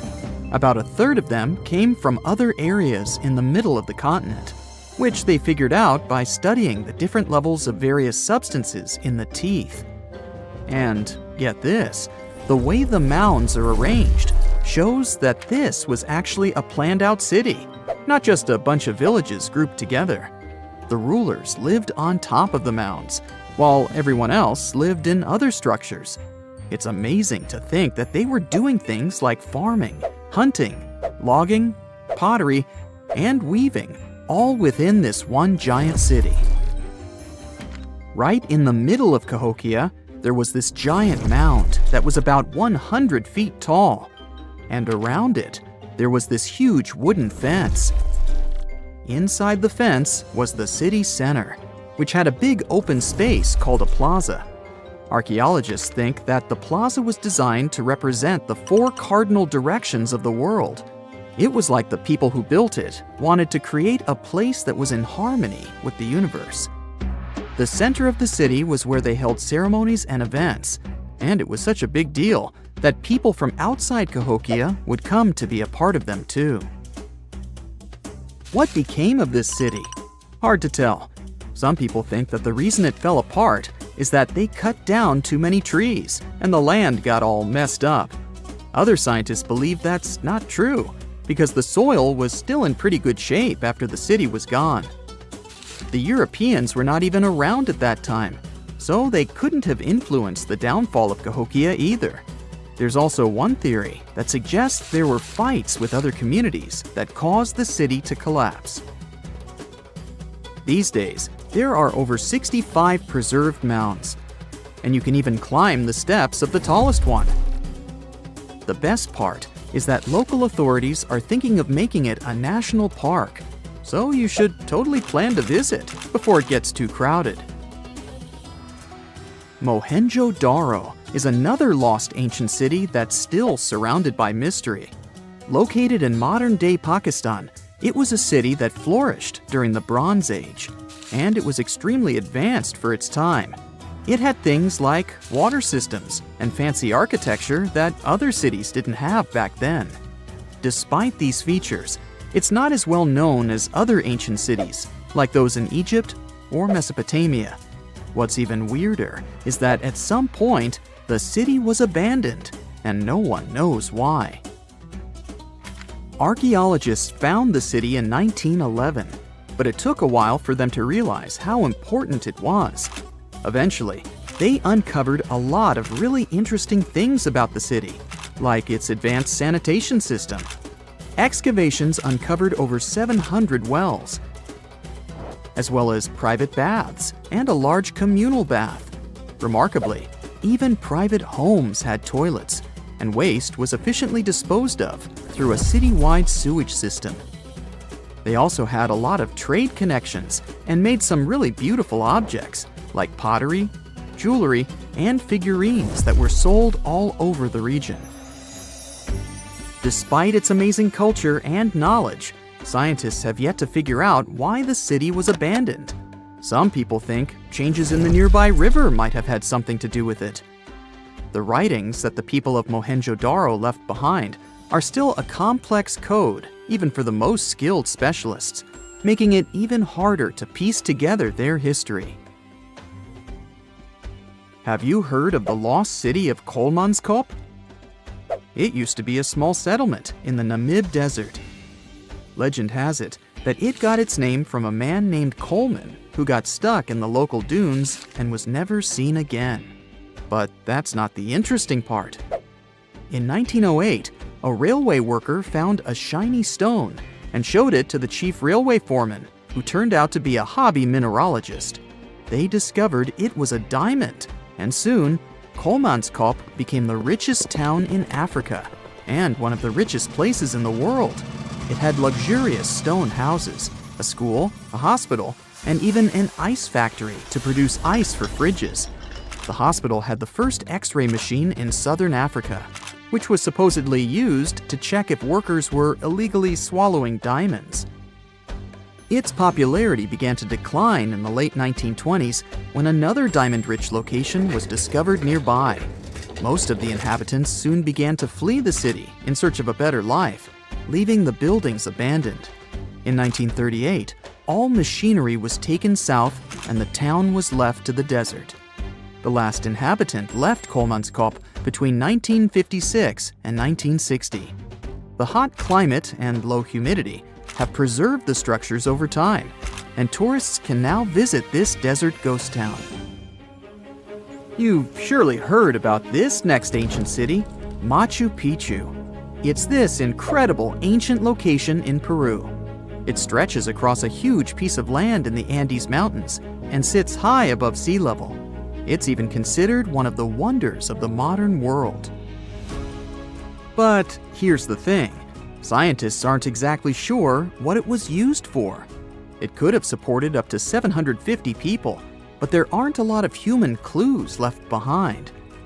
Some people think it was more of a spiritual or ceremonial place, while others believe it may have been like a fancy spa retreat for the nobles. The extensive terraces might mean it was used for crop testing or as a trading hub. And there's even a theory that it was used as a prison because they found a cell-like area too. It's amazing that even today, archaeologists and historians are still puzzled about how it was built. Did you know that they probably didn't even use wheels for transportation? And those massive granite rocks were somehow pushed up the steep Andean mountains, even though most of them weighed a lot. Some historians think that hundreds of people worked together to push each rock up the peak. The huge stones at Machu Picchu are also so close together that you can't see any cracks between them. It's pretty cool because it also makes the area safe during earthquakes, which is important since Peru is a shaky country. But how did the stones stay put during all those quakes? They actually move a little bit, but then they go back to their original spot, almost like they're dancing. Some people think wet wooden wedges were used to keep them in place, but that doesn't really add up, considering how big the structures are. Locals back then also seem to have built Machu Picchu without using any pack animals or iron tools. They had to sculpt and put everything together using mostly their hands. Plus, the citadel is built on a fault, so they had to move a bunch of stone and earth to make it flat. Scientists also think that the real construction is actually underground because of the deep foundations and drainage system. In fact, there's a hidden water system that was just recently discovered using 3D scanning. They didn't even use mortar to put the granite blocks together. They were so precise that you can't even fit a sheet of paper between them. One theory suggests that people that lived there used stone tools made of a harder material than the stone they were cutting. If you come across a well in Portugal, resist the temptation to gaze into its depths. The inverted tower in the enigmatic city of Sintra sends chills through those who encounter it as it spirals down a daunting 88 feet into the underground. It certainly wasn't designed to collect water, yet its true purpose remains a closely guarded secret. Dating back to around 1904, this well could have been involved in a mysterious initiation tradition from the Knights Templar. The Templars had faded into history almost 6 centuries before the construction of this pit, but their enigmatic traditions were revived by later generations. So one theory says that candidates seeking to join the group back then had to confront their deepest fears by facing this well, descending its spiral staircase blindfolded. When they reached the bottom of the inverted tower, they removed their blindfolds and were faced with this frightening sight. The only way out of this dark labyrinth was to keep looking up and following the light. Now imagine yourself browsing the shelves of a used bookstore until you find a book with an alphabet you've never seen before. You decide to use an image translation app but find no matches. Intrigued, you buy the book. Then you show it to your friends and family, but nobody recognizes that alphabet. Rare book dealer Winfried Vonnig probably experienced the same frustration back in 1912 when he acquired what would later become the most enigmatic book in the world. The work is known today as the Voynich manuscript, and it's written entirely in an unknown language that no one has deciphered yet. The pages of this 15th century codex are filled with botanical drawings, but these aren't typical daisies or roses. In fact, they don't resemble any plant species that we know of. What makes things even stranger is the illustrations of unfamiliar constellations and women swimming in green baths.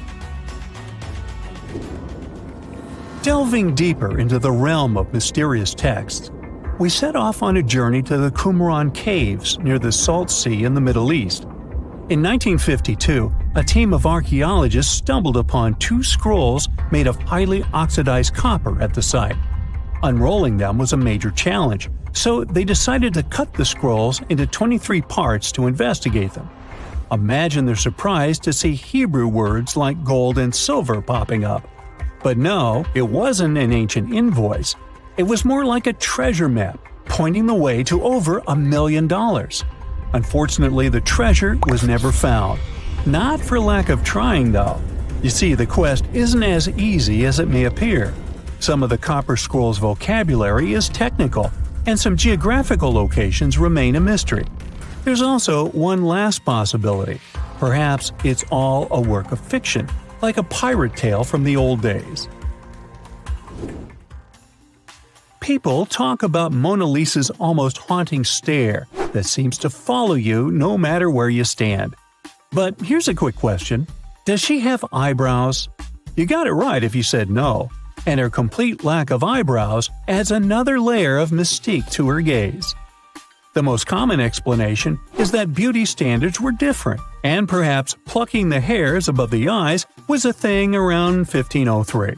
But take a look at other Italian paintings from that time, like La Schiavona or Portrait of a Young Girl. Yep, eyebrows. So, not everyone was entirely pleased with this theory, like French inventor Pascal Cotte. He spent 3,000 hours analyzing scans of the painting to dig through all the layers of Leonardo da Vinci's masterpiece. Now he claims that the Mona Lisa once had eyebrows, but they disappeared over time due to cleanings and restorations. Some historians, however, still question his findings, which means that Mona Lisa's style, or lack of it, remains an unsolved mystery. So, you decide to travel to Rio de Janeiro, and everyone tells you that Sugarloaf Mountain is a must-see. When you spot the mountain from a distance, you realize that the stone has a cavity. But around noon, the whole view changes. The shadow in that cavity takes the shape of a bird, an ibis to be precise. A local legend links this bird shape to the ancient Egyptian deity Thoth, as if the ancient Egyptians once visited Rio de Janeiro and were somehow inspired by the natural phenomenon. But it's probably just a big coincidence. I mean, literally. The real mystery, however, lies in the waters around Sugarloaf Mountain. In the 80s, archaeologist Robert Marks got a tip from locals about a treasure hidden beneath Guanabara Bay. He dove in and found quite a few Roman amphorae. You know, those ancient vases with two handles? His discovery could potentially provide evidence of a Roman shipwreck that might have reached Brazil 17 centuries before the Portuguese even set foot there. However, he couldn't proceed with his research, and to this day, the idea of the Roman presence on Brazil's coast remains uncertain. The true location of Cleopatra's tomb isn't the only ancient Egyptian mystery. Many secrets are carved into the walls of ancient structures, like in the Temple of Seti I. Take a close look at this hieroglyph, and you'll notice that it resembles a modern-day helicopter.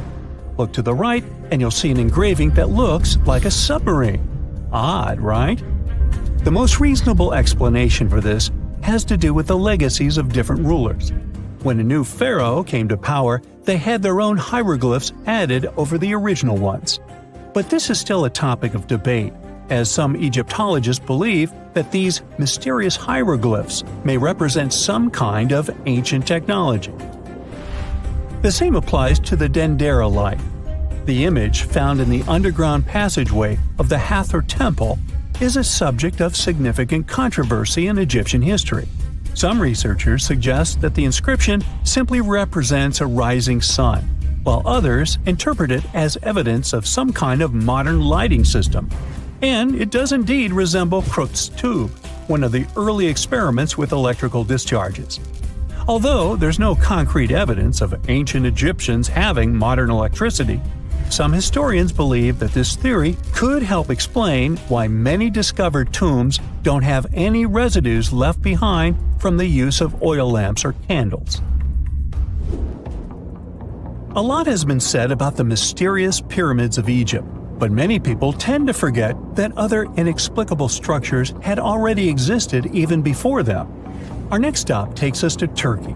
The top of a hill known as Göbekli Tepe, near the city of Urfa, holds an ancient secret.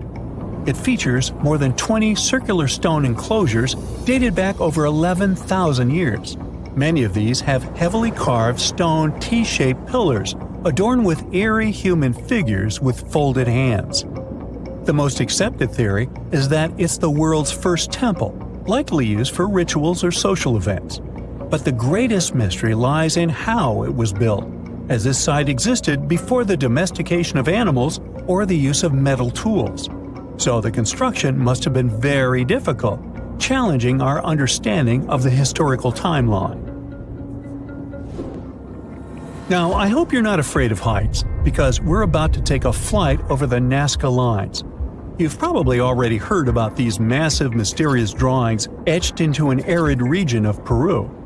They come in many different shapes, like a spider, a monkey, and even a Google-eyed ET, that is probably just a fissure.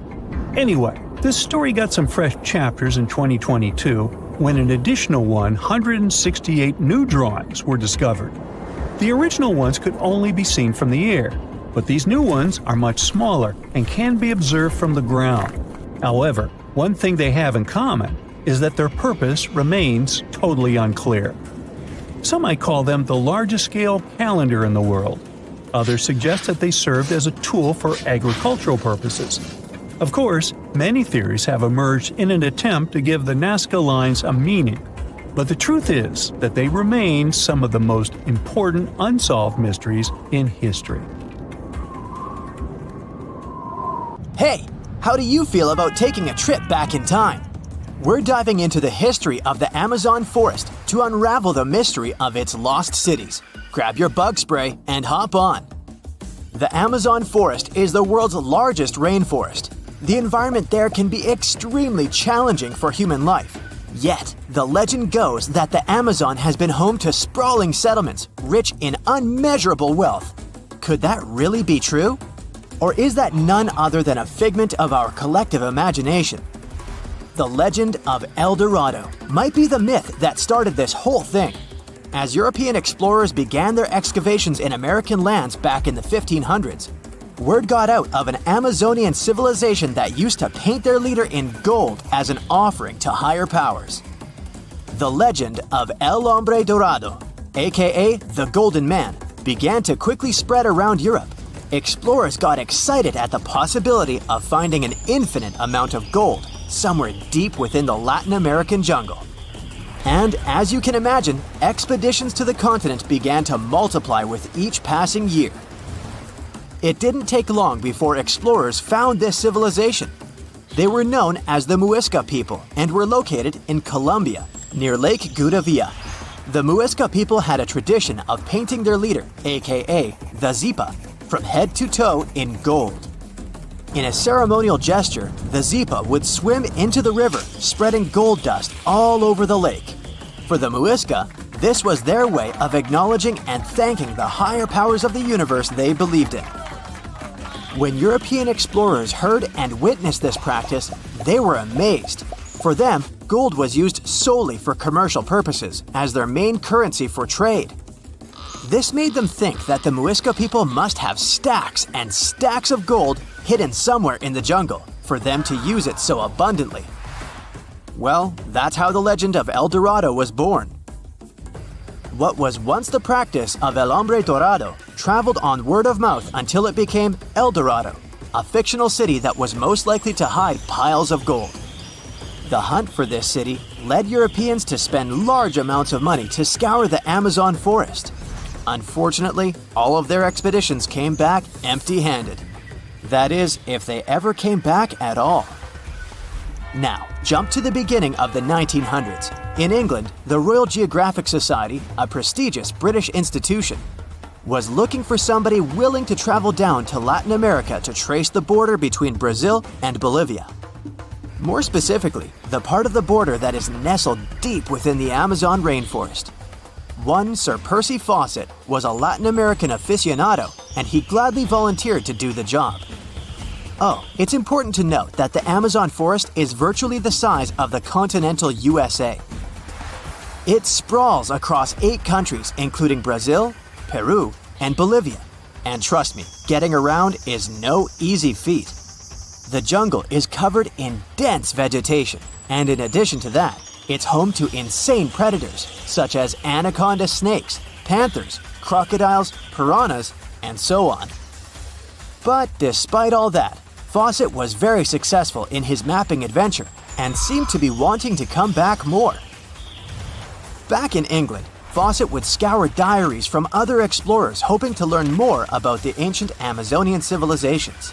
He would read about the Incas and the Mayans and the great empires they built.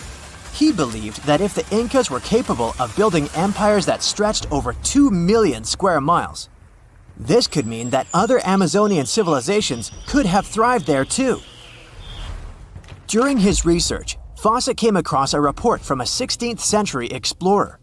The report told of a city deep within the Amazon forest that held unimaginable quantities of minerals, a town that stretched for 15 miles without any space from a house to house. This report fueled Fawcett's imagination to a new extreme. From then on, he became obsessed with finding what he called the lost city of Z. Over years, Fawcett searched the Amazon forest, usually looking for stone ruins that could possibly indicate human settlements. On his later expeditions, he focused on exploring the state of Mato Grosso in central Brazil. He would travel from Europe and into the lower region of the Xingu River. The trip to the Xingu would take him around 14 days on foot. Then, he would set sail in small wooden boats accompanied by local indigenous leaders that knew the region better than anyone. How he communicated with the indigenous population is still a mystery, since they only spoke in local dialects. Some scientists believe that this could have been the real reason why he never found the city. They believed he wasn't able to communicate what exactly he was looking for. And this was not his greatest difficulty. As we've said before, Amazon is not a kind place for its visitors. In his diaries, Fawcett tells of encounters with a 60-foot-long anaconda, which he bravely survived. He writes of endless sleepless nights and waking up with his hands and feet swollen from mosquito bites. Some of his peers said he was invincible and tireless, but the day came during his 8th expedition when he didn't make it back home. Fawcett disappeared without leaving any trace behind. Some even suspect that he was close to reaching his lifelong goal. On the day of his disappearance, he sent an optimistic letter to his wife saying there was nothing to fear, and that he was setting out on a certain final search. Fawcett's failed attempt to find ruins seemed to support what had become a consensus among experts at the time, that this rainforest was too inhospitable to support large, complex societies, let alone cities. Experts were convinced that the Amazon's lost cities were nothing more than fiction. That is, until the 1960s, when modern research began to find evidence that suggested otherwise.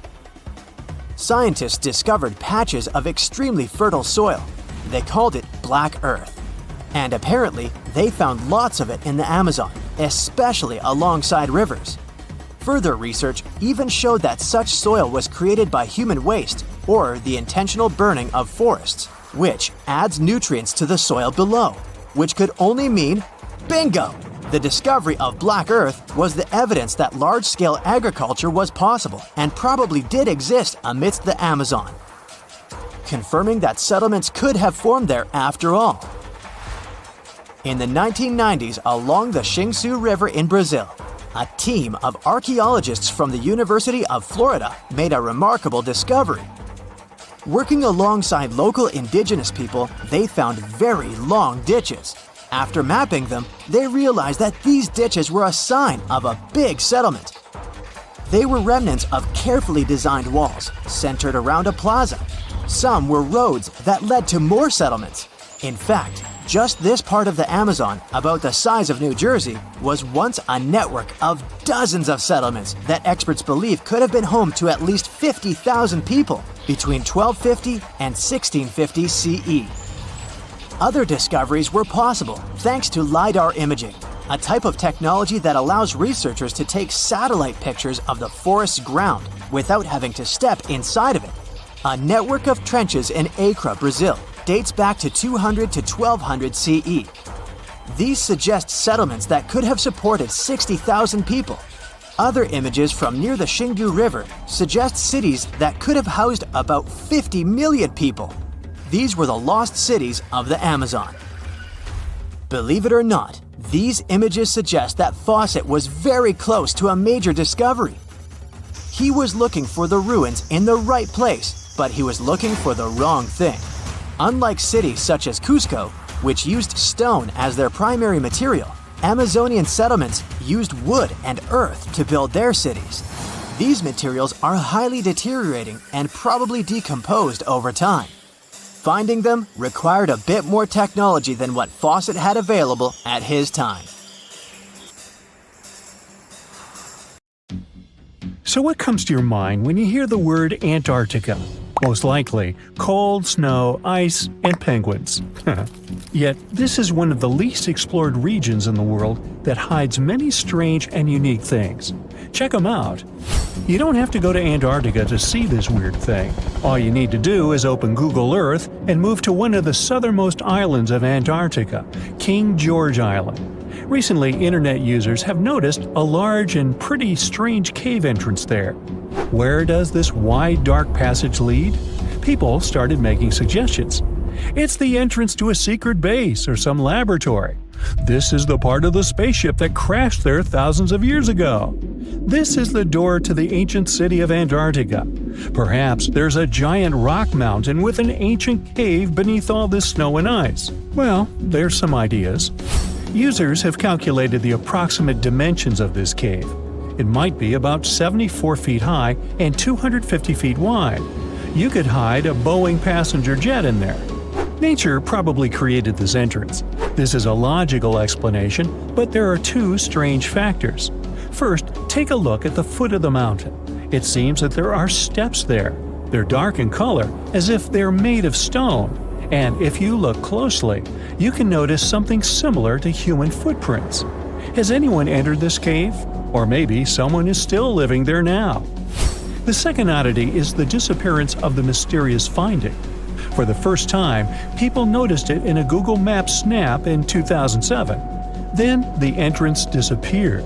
Then it reappeared a few years later. After that, it vanished. And in 2022, people saw it again. Perhaps old snow melts, a new layer falls, and then the wind blows it away and the cycle repeats. But the alleged steps leading deep into the cave make one doubt the natural origin of this tunnel. You can easily find the coordinates on the internet and visit the cave via Google Earth. You might see something there and tell the world. There's another strange thing people discovered with the help of Google Earth. In 2020, one user found a strange object that looked like a giant ship 100 miles off the coast of Antarctica. It was covered with ice and snow and lying on its side. It looked like a cruise ship. You could notice the windows, the deck, and the bridge. But not all people agreed with this. Some claimed it was a spaceship. Others said it was some kind of secret building. The user who first noticed the ship stated that its size was about 400 feet, which is the perfect length for a passenger vessel. But what is this ship doing in such a remote place in the middle of a glacier? How did it get here? Who was its captain? No one has found the answers to these questions yet. In 2016, people using Google Earth discovered a photo of an unknown sea monster floating off the coast of Antarctica. This creature resembled a giant squid with a length of about 200 feet. This is slightly shorter than 3 train cars. Just imagine this kraken swimming in Antarctica's dark, icy waters and dragging to the bottom everything it meets on its way. Maybe it's the great and terrible Chulu, or one of its offspring. You will quickly notice this blood-red waterfall among Antarctica's endless, dazzling white landscapes. Don't worry, it's not blood. For many centuries, the waterfall has been painting snow in a bright red color. The stream flows straight out of a white iceberg. Let's look inside and find out what's happening there. Millions of years ago, there was a small crystal-clear pond, but then a glacier formed around it. A thick layer of ice and snow blocks sunlight, heat, and oxygen access. For millennia, the reservoir remained in this cold vacuum. But at one point, the water made a hole in the icy wall and broke out. When this salty water comes into contact with oxygen, it immediately turns scarlet or rusty. Antarctica is the only place where you can find such a unique natural phenomenon. One of the driest places on Earth is located in Antarctica. It's one of the most lifeless deserts in the world, the McMurdo Dry Valleys.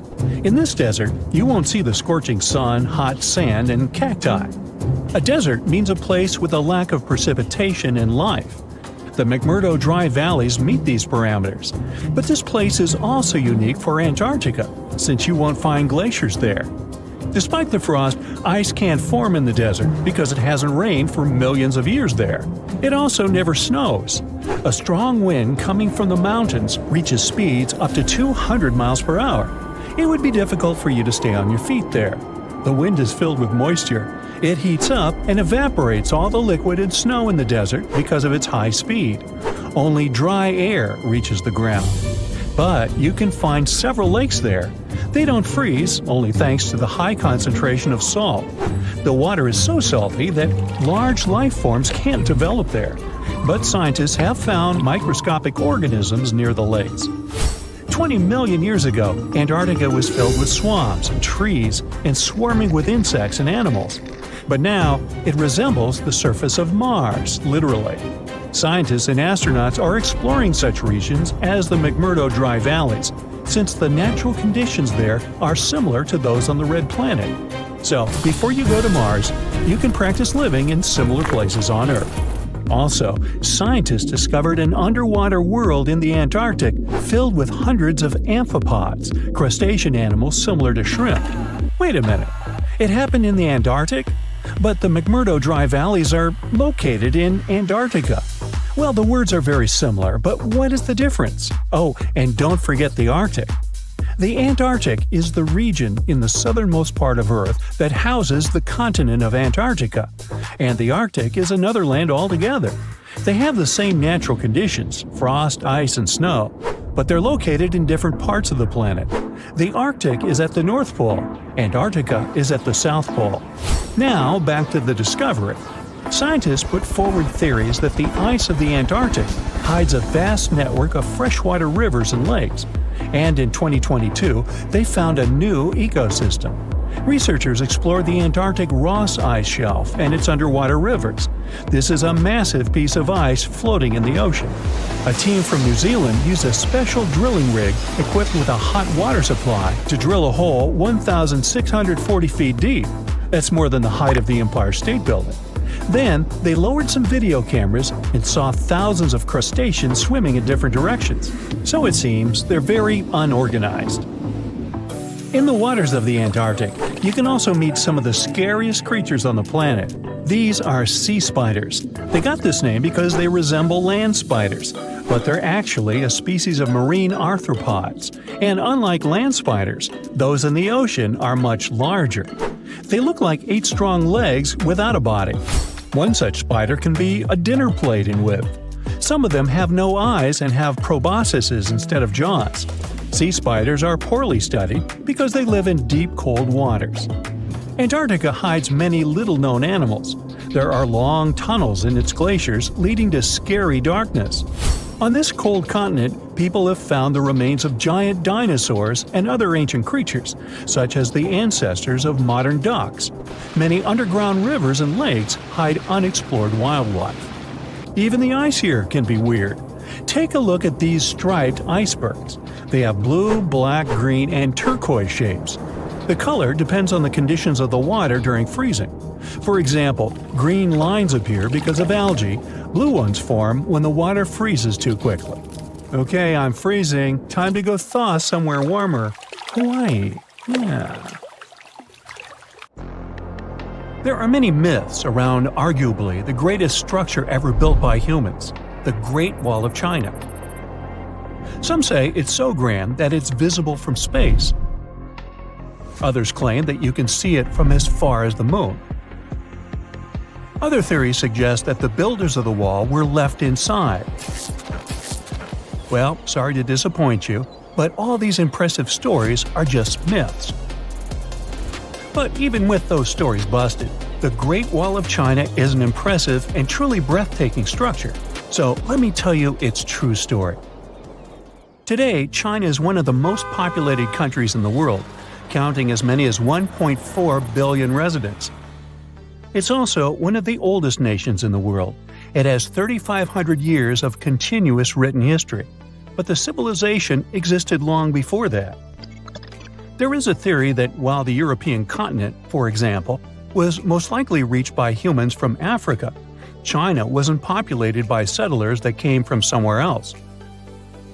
Some people believe that the Chinese civilization got formed from local Stone Age people who lived on the territory since the prehistoric period. So now, the Great Wall of China. It's truly big even by today's standard, stretching for over 13,000 miles. To imagine it better, it's almost 5 times the distance between New York and Los Angeles, or even a bit greater than the distance between the North and South Poles. Even in modern times, people have never built anything close to this big. Of course, it didn't take a day to build the Great Wall of China. 2? Keep going. In fact, the wall was being built for centuries. Maybe you know that ancient cities had walls around them to protect themselves from invaders.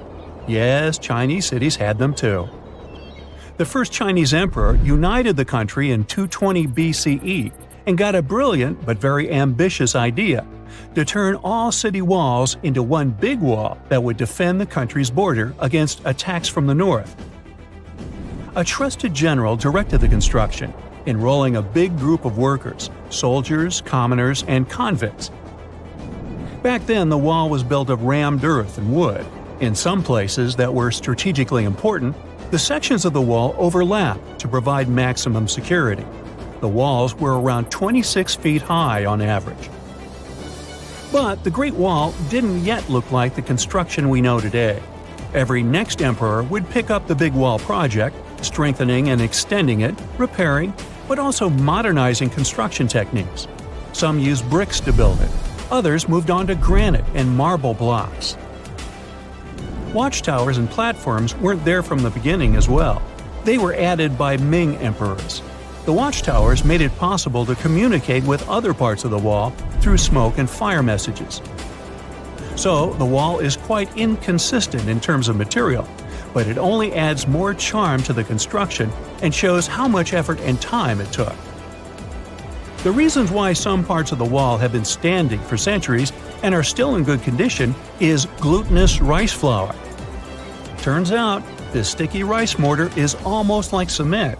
It's very strong and waterproof, sealing the bricks so tightly together that even sneaky weeds can't grow between them.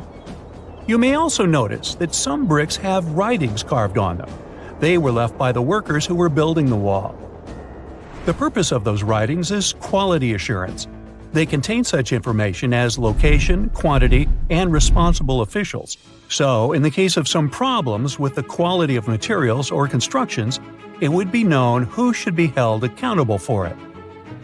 Recently, a research group has looked through official historical documents of the Ming Dynasty that ruled China from the 14th to the 17th centuries. They came across records of secret doors in the Great Wall, so they decided to find them. They used a flying robot to capture continuous centimeter resolution photos of the wall. They photographed 90% of the wall that was built during the Ming Dynasty and discovered the remains of over 220 secret doors along the wall. Some of them have a specific width and height that allows only one person to go through. Others are large enough to allow 2 horses to pass at the same time. Why are the doors there? Well, the Great Wall's main goal was to protect the country from the enemy. Building doors that could let the enemy in would undermine the whole point of having a wall. So, of course, the doors were secret passages. They perfectly matched the surroundings topographically, and the exit on the outside was camouflaged with bricks so that it was almost completely indistinguishable from the brick wall. The wall was never just a defensive wall, and it was never completely closed. It could be opened on demand. It was also a structure used for trade and commerce, communication between inside and outside the wall, and of course, for defense and spying. Some doors were used for trade with the other side. Through smaller doors, a person would sneak out to spy on the enemy that lived on the other side. The hidden gates were also useful for a sudden attack. As you remember, some gates were camouflaged with brick on the outside.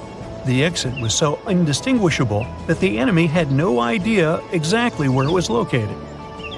The inside entrance for Chinese soldiers was hollow, so they could walk through the wall and break the camouflaged exit gate from the inside, starting their surprise attack. Now, even though the main point was to prevent outsiders from getting into the city, the wall wasn't too effective on that matter. It could still be climbed over or marched around. So the wall was being watched at all times, and the guards gave signals to the troops if they saw the enemy approach. Also, the wall provided more time to mobilize and bulk up the country's forces or lure the enemy troops into a difficult strategic position. The construction stopped at the end of the 19th century.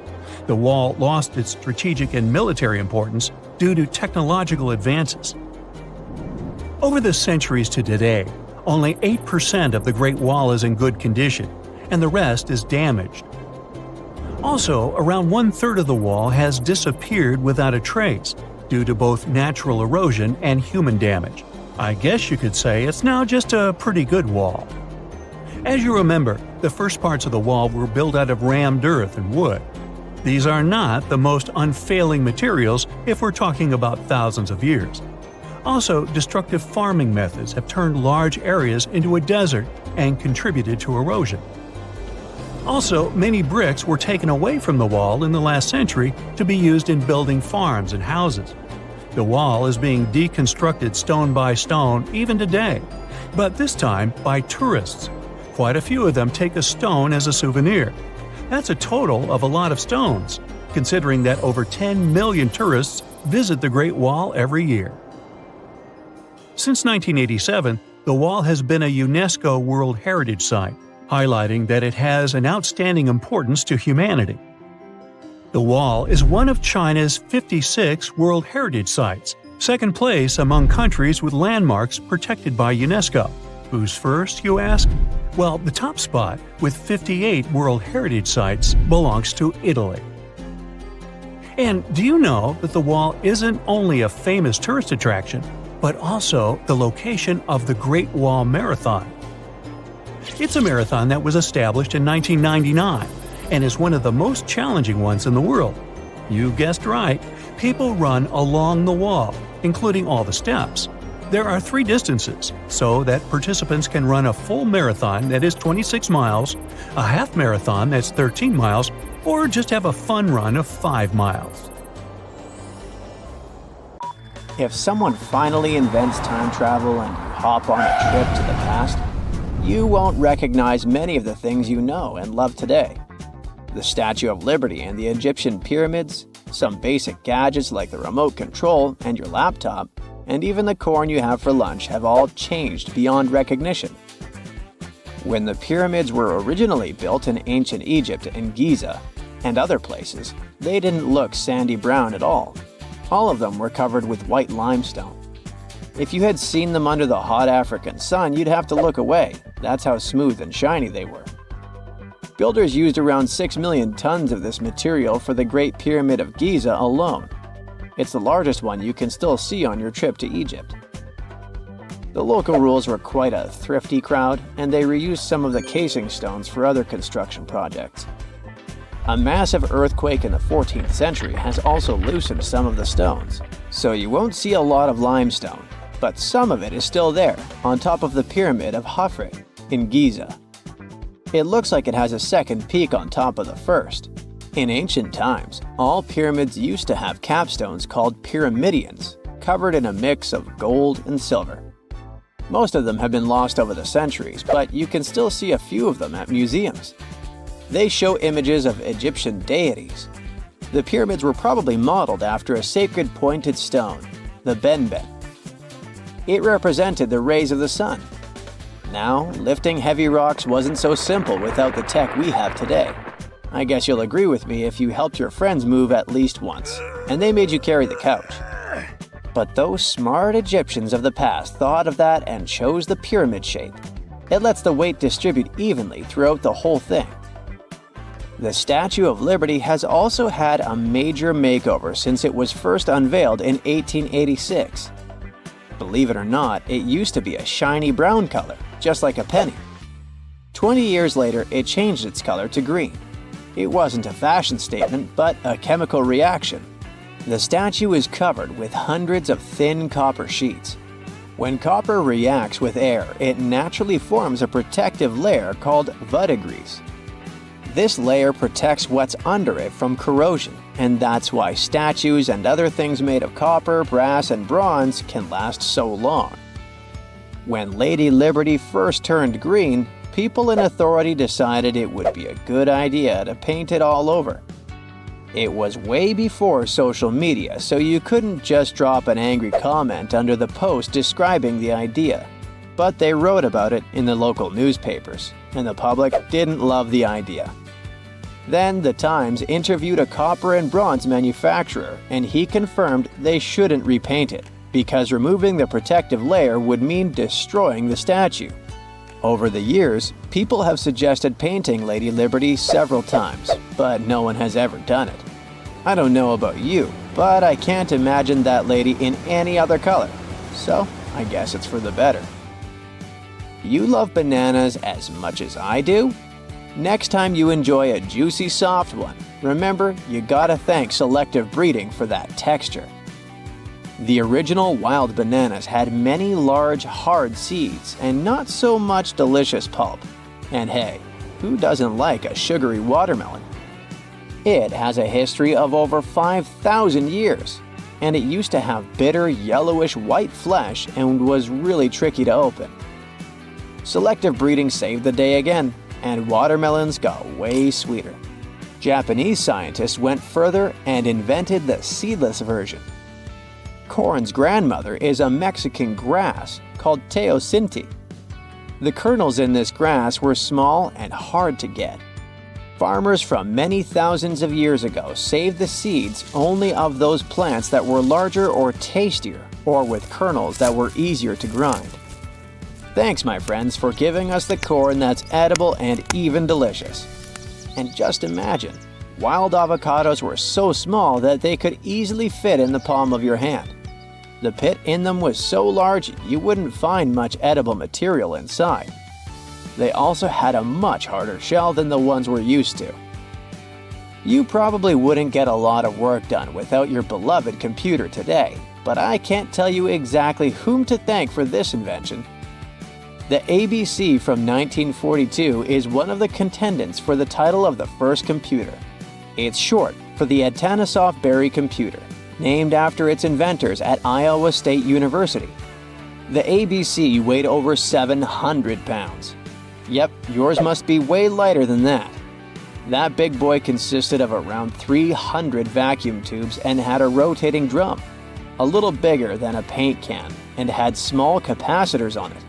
A capacitor is a gadget that can store an electric charge, like a battery. The ABC could solve problems with up to 29 different variables to help scientists save some time. Like modern computers, it used binary digits, ones and zeros, to represent all numbers and data. Because of that, it was possible to do the calculations electronically. And now, my favorite part, the ABC finished one operation about every 15 seconds. Just for you to compare, it's millions of operations per second now. Unlike the tech we use today, the ABC did not have a changeable stored program, so the program could only do a single task at a time. An operator had to write down the intermediate answer and then dial that back into the computer. Sounds like another reason to be happy we live in the 21st century. That remote control you use for all sorts of appliances has gone a long way too. Nikola Tesla, who gave us alternating current, designed one of the first wireless remote controls back in 1898. He named his invention teleautomation and demonstrated it on a miniature boat controlled by radio waves.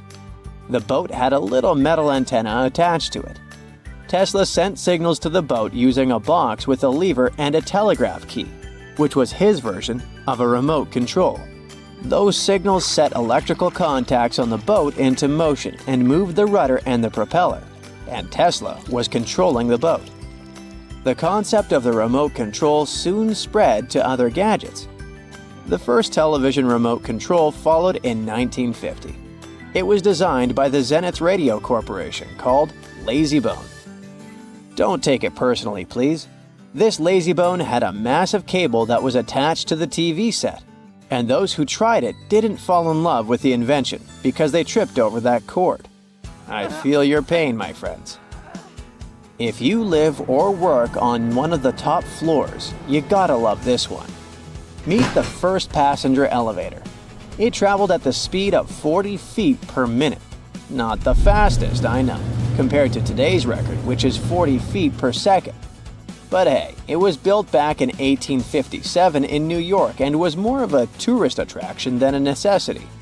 The elevator had a steam engine hidden in the basement of a 5-story building. 3 years later, they shut it down because the public didn't appreciate it. Otis Tufts filed the first patent for a vertical railway around the same time. His invention included an actual car with a bench inside for people to sit on. Sounds like a great spot to hang out with friends to me. What do you say? Then they started adding elevators to luxurious hotels around the world. They were entire rooms with a rich design, upholstered seats and mirrors on the walls, and sometimes even a small chandelier. There was an obligatory operator who'd close the door and the car would start its super slow ascent. It was still more about style than about speed, so I guess I'd choose the stairs. The story goes that two Mayan twin boys loved to play ball. Sure, they were really good at it, but they also made a lot of noise when playing. The lords of the underworld soon became bothered by the sound and summoned the two boys to the underworld, a place the Mayans called Xibalba. As soon as the boys reached their gloomy destination, the lords of the underworld began putting them through a series of tests. Soon enough, the inexperienced twin boys failed the tests and lost their lives. But this was not in vain. This sad event resulted in the appearance of a beautiful fruit tree. Soon enough, a young woman saw a beautiful fruit on this tree and reached up to pick it. Legend has it that soon after that, she gave birth to another set of twin boys named Hunahpu and Xibalba.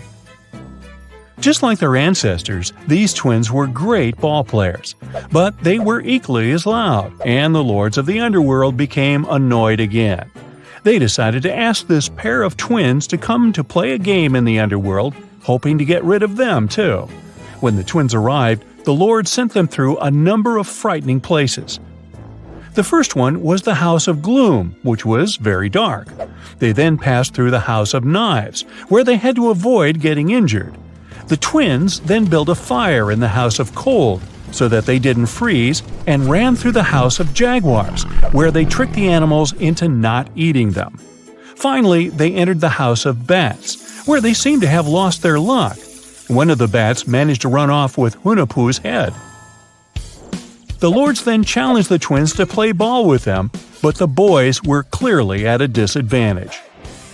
Xibalba placed a turtle on Hunahpu's shoulders to make up for his lost head, and they began playing. As the lords became distracted by an animal near the court, Xibalba stole his brother's head and placed it back in its place. Much to the annoyance of the lords, the twins were now able to tie the game. Hunahpu and Xibalba continued to perform a series of tricks for the lords of the underworld. One of them involved Xibalba injuring Hunahpu and then bringing him back to life. The lords were so impressed by the twins' performance that they asked them to do the same trick on them. Of course, the twins agreed, but after performing their trick on some of the lords, they refused to revive them. Seeing what had happened, the lords of the underworld admitted defeat and begged for their lives, promising not to intervene in the lives of people ever again. Hunahpu and Xibalba were happy to have avenged their ancestors and gained the respect of the lords. Legend has it that the lords of heaven were so impressed by the twins that they took them to live in the sky by turning them into the moon and the sun. The Maya civilization was one of the most dominant indigenous societies in history, and their folklore and traditions are still discovered and studied today. They used to live in a territory called Mesoamerica. It was made up of modern-day Mexico and parts of Central America like Guatemala, Belize, Honduras, Yucatan Peninsula, and El Salvador. They lived from 1800 to 900 BCE and up to 900 to 1500 CE. Apart from their impressive legends, the Maya were very skilled inventors. They're known for their calendars, writing systems, farming methods, and sports. Their writing, for example, was found preserved on buildings and stone monuments, as well as in rare books and pottery. It's a system made out of more than 800 hieroglyphics in various combinations. Each of those signs was said to represent a syllable. Their writing system was deciphered by accident by Tatiana Proskorakov, an American woman who initially studied to be an architect. Since she didn't find a job in her field, she eventually became a Mayanist in her own right, despite not being academically trained. She was the first to notice that the Mayan upended frog glyph meant birth, and that their toothache glyph meant the date when the king ascended to the throne. It made it easier for scientists to pinpoint birthdays, as well as the names of the rulers of a specific Mayan dynasty. They also invented the concept of zero, which is seen as one of the greatest innovations in mathematics, physics, and human history altogether. Sure, even back then, people understood the idea of having nothing, but the concept of zero as a number is a relatively new invention. A fun fact about Mayans is that they really liked hats. The bigger your hat was, the more important you looked. Not only was it a sort of fashion statement, but it also made them look taller, which was a big deal for their aesthetic. The Mayans also came up with one of the most intricate and complex calendars in human history. It was the first to use zero as a placeholder. Their calendar ended on December 21st, 2012, which led some people to believe that it translated to the end of the world. Obviously, that was not the case. It just so happened that the date coincided with the end of a Mayan cycle of years. But you know, as advanced in science and astronomy as they were, they did make some mistakes. One of them was their belief that the world was flat. Their theory was that the four corners of the world were watched by the Brother Lords, who kept the sky from falling over their lands. Hats off for their menus, though, as they were well-known chocolate eaters. They turned eating chocolate into a form of art. The drink they made wasn't really like the hot chocolate we enjoy today, though. The recipe included mixing cacao with water, honey, chili pepper, cornmeal, and other ingredients to make a foamy, spicy drink. The ritual of drinking cacao was a crucial part of their celebrations. We're not done discovering all the amazing parts of their architecture and civilization. It was only a few years ago that a Maya pyramid was found at Tonina, in the Mexican state of Chiapas. It was estimated to be more than 1,000 years old. The reason why it escaped archaeologists for so long was that it lay hidden under what was believed to be a natural hill. The ruins of two Mayan cities have been recently discovered in the Mexican state of Campeche. Why didn't we find them until now? Well, they were concealed by really thick vegetation, which made it difficult for archaeologists to reach them. The Mayans didn't just disappear. Their descendants are still around today, many of them choosing to live in their ancestral homelands. You can find them in Guatemala, for example, where the Maya people make up the majority of the population. Overall, the Maya ethnic group contains people that speak different Mayan languages, such as Yucatec, Quiche, Quechua, or Mopan. They had no idea what a spa day was, but the Mayans really enjoyed a nice sweat once in a while. Sweat lodges were discovered around ancient Mayan sites. They were built out of stone or adobe. These rooms were an essential part of their cleansing and healthcare rituals. One of the earliest sweat lodges was found in Quello in northern Belize and appeared to date back 3,000 years. One of the most important parts of the Mayan culture was a ball game which they named Pix. It had both political and spiritual significance. We can see ball courts at important parts of Mayan archaeological sites. The main goal of the game was to pass a rubber ball through a very high stone hoop without using your hands. Basically, it was a combination of soccer and basketball. However, it could have serious consequences. The loser could, at times, even lose his own life. Ooh, high stakes indeed. Because of this game and the need for bouncy balls, the Mayan people were some of the first cultures to use rubber. They made it using natural latex. There were different kinds of rubber depending on what natural substances the latex was mixed with. And that, my friend, is the way the ball bounces. Sorry, but you know me, I just couldn't resist. It's the first day of your long-awaited trip to the Amazon forest. You flew all the way to South America. More specifically, you landed in the city of Manaus. It's the heart of the Brazilian Amazon. So far, you've traveled by air, car, and now water. You are on a tiny boat, moving through the dark waters of the Amazon River. Yes, the river is also called the Amazon. And just FYI, it's the second longest river in the world. It loses only to the Nile River in Egypt. The Amazon sprawls for an impressive 2,700 square miles, beginning in Peru and ending only when it meets the Atlantic Ocean off the coast of Brazil. To get a closer look at the forest, you decide to start by exploring it by boat. First up, you watch some piranha fishing. You can even try to catch one yourself if you like. As you may know, piranhas are carnivorous fish that inhabit the Amazon River, so it might not be your best option to go swimming in these waters. One of the most emblematic species of alligators present in the Amazon River basin is the broad-snouted caiman. It looks pretty much like a regular alligator, except for the fact that it has a yellow chin. Your guide leaves the boat and searches the water to show you a caiman up close. He also tells you of another legendary creature that lives in the dark waters of the river, the pink dolphin. Lucky you get to witness a family of pink dolphins showing their fins near your boat. They look magical from the place where you're sitting. You've probably never known dolphins can be pink, huh?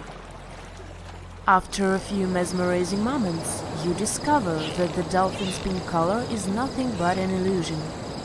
The animals are originally pinkish-gray, but due to the brown colors of the Amazon River, they look vivid pink when you stare at them from above. Your guide tells you that the pink dolphin is a central character of Brazilian folklore. Locals believe that the pink dolphins can turn into humans and wander off into towns at night. You get off your boat near one of the entrances to the forest. Now you're going to continue your trip on foot. Your guide says that you are venturing into very dangerous terrain. The Amazon is home to some of the creepiest species of wildlife on the globe. But don't worry, we'll get to see a lot of them today. You've come prepared, of course. Bug spray, a raincoat, and your sharp eyes. Inside the jungle, you need to be alert at all times. You may have heard legends of the anaconda, a snake that can swallow animals as big as a cow in one go. Sorry to break it to you, but those are not just legends. Reptiles like these do actually exist. They live deep in the jungle. Is it right there, moving between the trees? Is it a spider? The so-called Goliath bird-eater is a monster spider. Its legs can grow up to a foot in length, and the spider itself can weigh around 6 ounces. It's also known as the king of tarantulas. You shouldn't get too close, of course. It's not venomous to humans, but its bite can surely sting. As its name suggests, the Goliath bird-eater can even eat birds, as long as they are smaller than it is. Up next, you run into another species of spider that draws your attention. This one is so tiny that you almost don't see it. It's known by the popular name of the decoy spider. You see one of its creations, a gigantic spider built by the tiny Cyclosa spider in order to scare off large predators. This is as amazing as it is creepy. A spider that uses the remains of other insects and dry leaves to create the image of a large spider on its web. If it fools predators, perfect! But to us humans, this work of art looks almost endearing. Who knew there were artists in the arachnid world? Near a small lake, you witness a unique scene. A large snake is slowly slithering its way toward a lizard that is resting on a rock. The lizard seems obvious to the presence of the dangerous reptile, but right as the snake is preparing to attack, the lizard flies the scene in its iconic way. The so-called basilisk lizard is famous for its ability to walk on water, or rather run across the water. This isn't an illusion, just a matter of balancing. The small lizard moves its legs on top of the water very fast, while its long tail serves as a counterweight. I wish I could do that. If you've ever wondered what a frog looks like on the inside, you've come to the right place. Right in front of your eyes, there is a rare local species of frog. It's known as the glass frog. This species of amphibian has a type of transparent skin that is completely see-through. In other words, you can see the frog's interior with astounding clarity. It's as if you had X-ray vision. Moving on with your journey, soon you come across a pond. Floating on its water is probably the biggest water lily you've ever seen in your life. These huge plants are also known as the Victoria Amazonica. They can measure up to 8 feet across and hold the weight of a grown-up person. But I wouldn't recommend trying to climb on it if I were you. Just cause, you know, it's the Amazon forest we're talking about. The wildlife here is amazing, but the forest itself is also a sight. There are over 80,000 species of plants and trees grown in the Amazon rainforest. In fact, you can find 10% of all the world's wildlife in this jungle. An estimated 400 billion trees grow on the gigantic area the forest occupies. Of course, this place is bound to be biodiverse, right? You won't be able to witness this phenomenon during your trip, but your guide tells you about a unique species of tree that is famous for being able to walk. Yep, you've heard correctly. There are walking trees in the Amazon rainforest.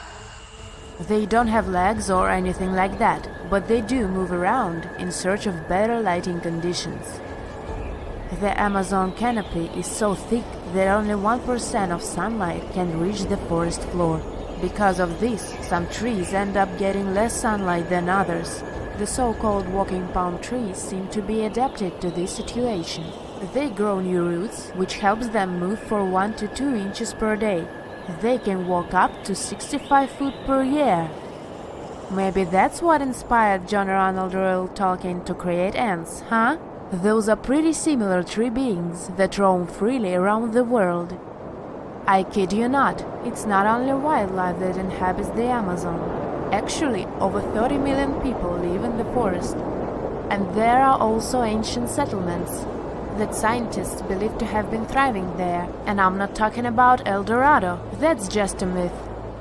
But in 2018, a groundbreaking study showed that up to 1 million people probably inhabited the Amazon. Between 1250 and 1500 CE. Can you imagine that? Working alongside local indigenous people, researchers from the University of Florida found several mounds in the Amazon. Besides these mounds, they also discovered interesting ditches and geoglyphs. After mapping all of these recurring mounds, scientists understood that this was a sign of an ancient settlement. They found remnants of carefully designed walls centered around plazas. This could only mean that these ancient cities were big and could host hundreds of thousands of people. These findings brought back the idea that the Amazon could have been home to thriving civilizations way before the Europeans arrived there. But rather than cities drenched in gold, they were simply well-developed agricultural societies. We've all been afraid of the dark at some point in our lives, haven't we? I mean, do you remember getting tucked into bed by your mom or dad after they read you some scary fairy tale with monsters and dragons or even dinosaurs? But just as your parents were about to turn the lights off and silently step out of your room, you remembered. What if there was something hiding under your bed? Or worse, what if some spooky creature was stuck somewhere in the closet? You could probably get up and check, but it was too dark out there. Wouldn't it be great to have some source of light that would come from within your body? You could always use it whenever you get surrounded by darkness. Unfortunately, as humans, we aren't able to do that. But there are a bunch of creatures out there that can, in fact, light themselves up. That's thanks to a little something scientists call bioluminescence. Animals and fish living in the ocean tend to have this talent more often than others. And you can find these creatures anywhere, close to the surface or deep down at the bottom. 2.5 miles deep if you have a knack for numbers. These creatures use their light for a lot of things, like communicating with other members of their species, luring in prey, and even scaring away enemies. Bioluminescence is basically an organism's ability to emit its own light. Chemistry has a lot to do with it. Such animals use two chemicals, one called luciferin and the other called luciferase. Add a bit of oxygen and bam! Light! Should you ever wonder if you actually observe bioluminescence or if someone just dropped a glow stick in the ocean, be on the lookout for neon blue, green, or even red sparkles in the sea. They're usually spread over a large area. This can even make the water look like glitter or a starry sky. You can thank squid, tiny crustaceans, and algae for this romantic atmosphere. Now, I've got another unusual phenomenon for you. How about a golden waterfall? I'm not kidding, it actually exists, and it's a natural phenomenon. To see it, you have to drive to Yosemite National Park to the Horsetail Fall. Make sure to plan your trip in winter or early spring. That's the only time during the year when you can see this awesome phenomenon. It doesn't need any scientific explanation. It's nothing more than sunlight at dusk hitting the waterfall in such a unique way that it makes it look like a river of lava. Or gold, your choice. That's the reason why during this time of year, the Horsetail Fall is also named the Fire Fall. Unfortunately, this phenomenon is becoming less and less visible within the years, mostly because of drought and other issues connecting with the melting of snow. So, should you ever decide to visit, keep an eye on the waterfall since the effect is very brief. Ever heard of a dirty thunderstorm? It's also called volcanic lightning. Apparently, specialists looking into the phenomenon have yet to fully grasp what it is. When a regular thunderstorm happens, particles with positive and negative charges collide, hence the giant spark we call lightning. It also makes a lot of noise, which you can recognize as thunder. But when a volcano is erupting, some of the volcanic ash particles get electrically charged, and while getting projected into the air with a huge force, they collide and cause electrical discharges. This whole process makes it look like there's lightning coming from the volcano itself. Imagine all that ash, gas, and smoke coming from the crater, and then add some electricity to the mix. It'll make the whole picture look really bizarre. No wonder this phenomenon is called the dirty thunderstorm. Now, how about clouds that look like waves? Those are called asperitas clouds, and they're actually quite close to the ground, unlike your regular day-to-day clouds. The name comes from the word aspero, which in Latin translates to rough or uneven. On rare occasion, you may spot such clouds when the weather is calm, but they're mostly associated with thunderstorms. These clouds appear during unstable atmospheric conditions, and surprisingly, they don't produce rain. Even though they do resemble dark storm-like clouds, they also create random patterns, tricking your eyes into thinking you're looking at the surface of the sea from under the water. Another impressive kind of cloud is called mammatus clouds. What makes them so special is a series of bulges emerging from the base of each cloud. One such cloud enters a level in the atmosphere where the wind direction changes. You can see these wave-like patterns in the sky. Australia is the place for you if you like surfing, but not all the waves you can catch there are made of water. Near a town called Hayden, there's a mysterious wave made out of rocks. This granite formation supposedly dates back to 2.63 billion years ago. That's way before dinosaurs started hanging around the planet.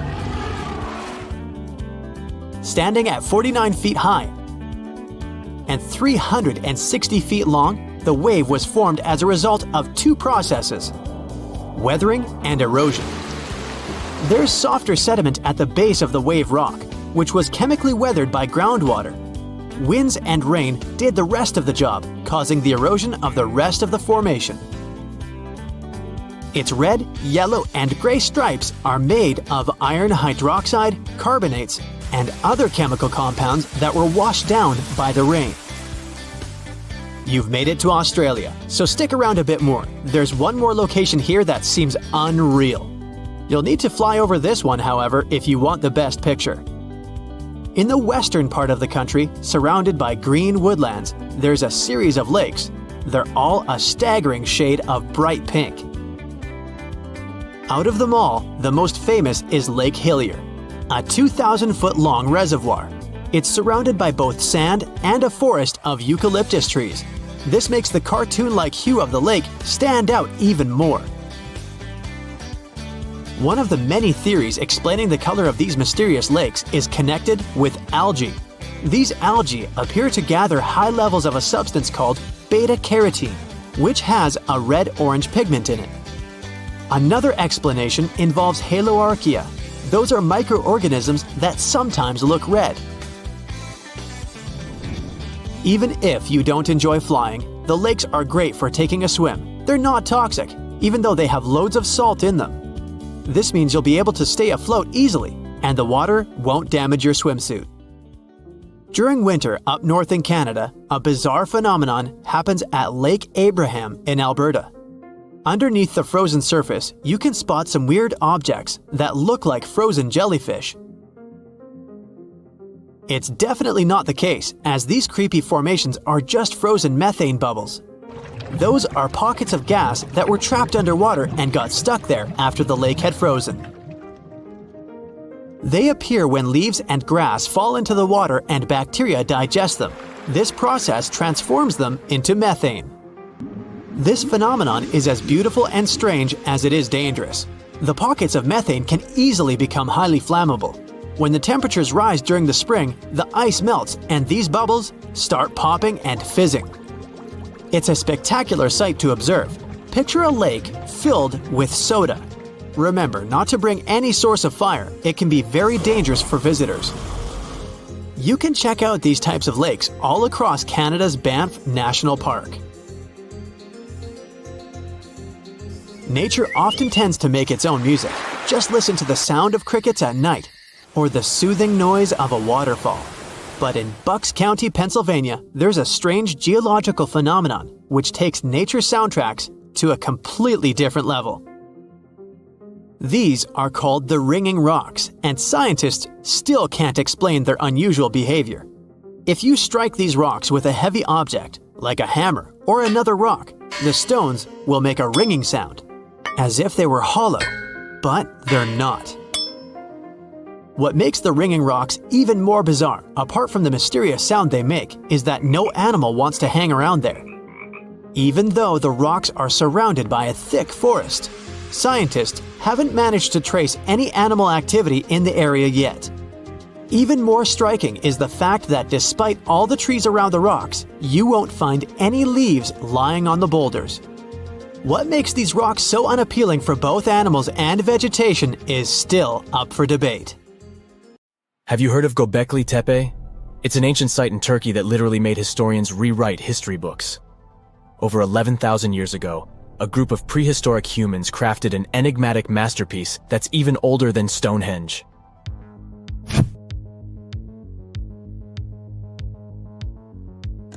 Before its discovery, archaeologists believed that people didn't know about iron and weren't good at making pottery.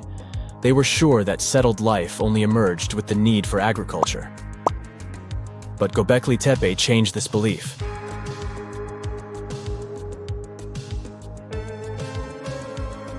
The place has revealed that it was the temple that paved the way for a settled life, not agriculture.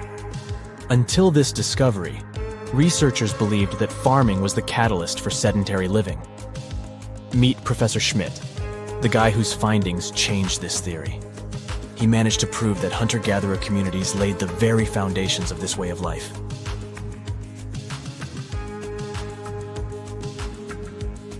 Back in the 1960s, other archaeologists visited the area, but they totally missed the mark. While surveying the region, they stumbled upon a hill with scattered limestone slabs and concluded it was just an old burial ground from medieval times. Little did they know that there was so much more to uncover.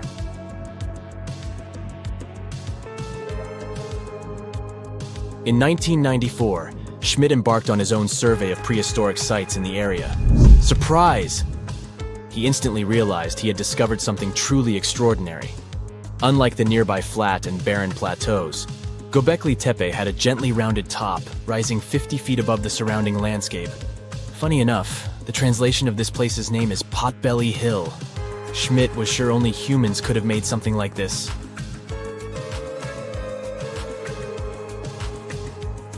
Those broken limestone pieces that were mistaken for gravestones turned out to be way more exciting. It was like stumbling upon a hidden treasure. The pieces took on a whole new meaning, and Schmidt with his team was about to dive into the secrets waiting beneath the surface. To their surprise, they found no traces of a settlement. No hearths for cooking, no houses, and none of those adorable clay figurines commonly found in nearby sites of similar age. However, they uncovered that those ancient people used tools like stone hammers. So, Schmidt and his team put their heads together and took a wild guess at the age of Göbekli Tepe's stone structures.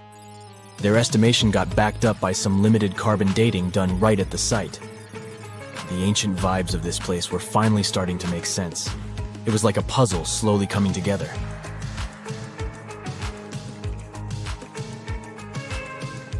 You may think that back then, people didn't have special tools to create something as cool as Göbekli Tepe. Not true. Turns out, these prehistoric folks used flint tools instead of fancy metal chisels. They were also skilled at chipping away softer limestone and crafting pillars right on the spot. Afterward, they carried the pillars a short distance to the summit and placed them upright. Once the stone rings were complete, they covered them with layers of dirt. Over time, they added new rings, and voila! You've got a cool hill to impress people in the future.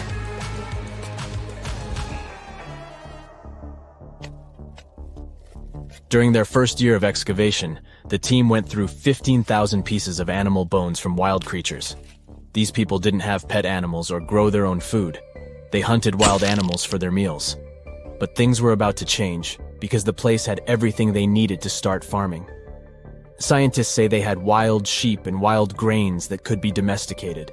And guess what? Just 20 miles away, geneticists found evidence of the world's oldest domesticated strains of wheat at a prehistoric village.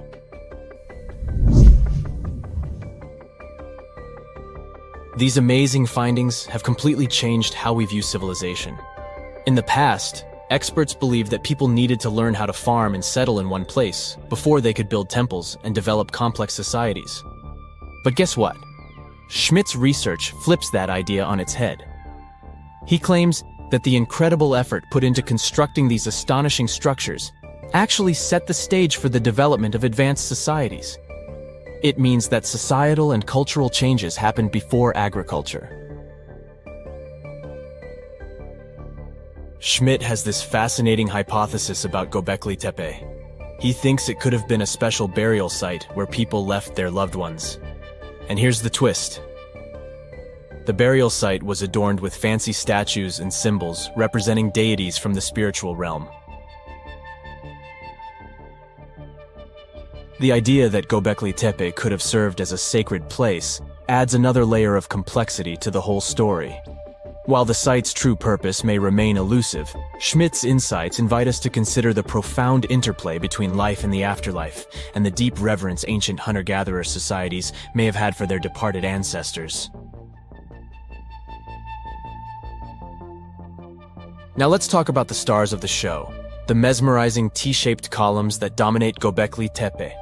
These mysterious structures range from 10 to 20 feet tall and most likely represent stylized human figures. But one figure stands out from the rest, the three-dimensional lion relief. This depiction really fires up our imagination. Why? Because it hints at the possibility that lions roamed Anatolia during the Neolithic period.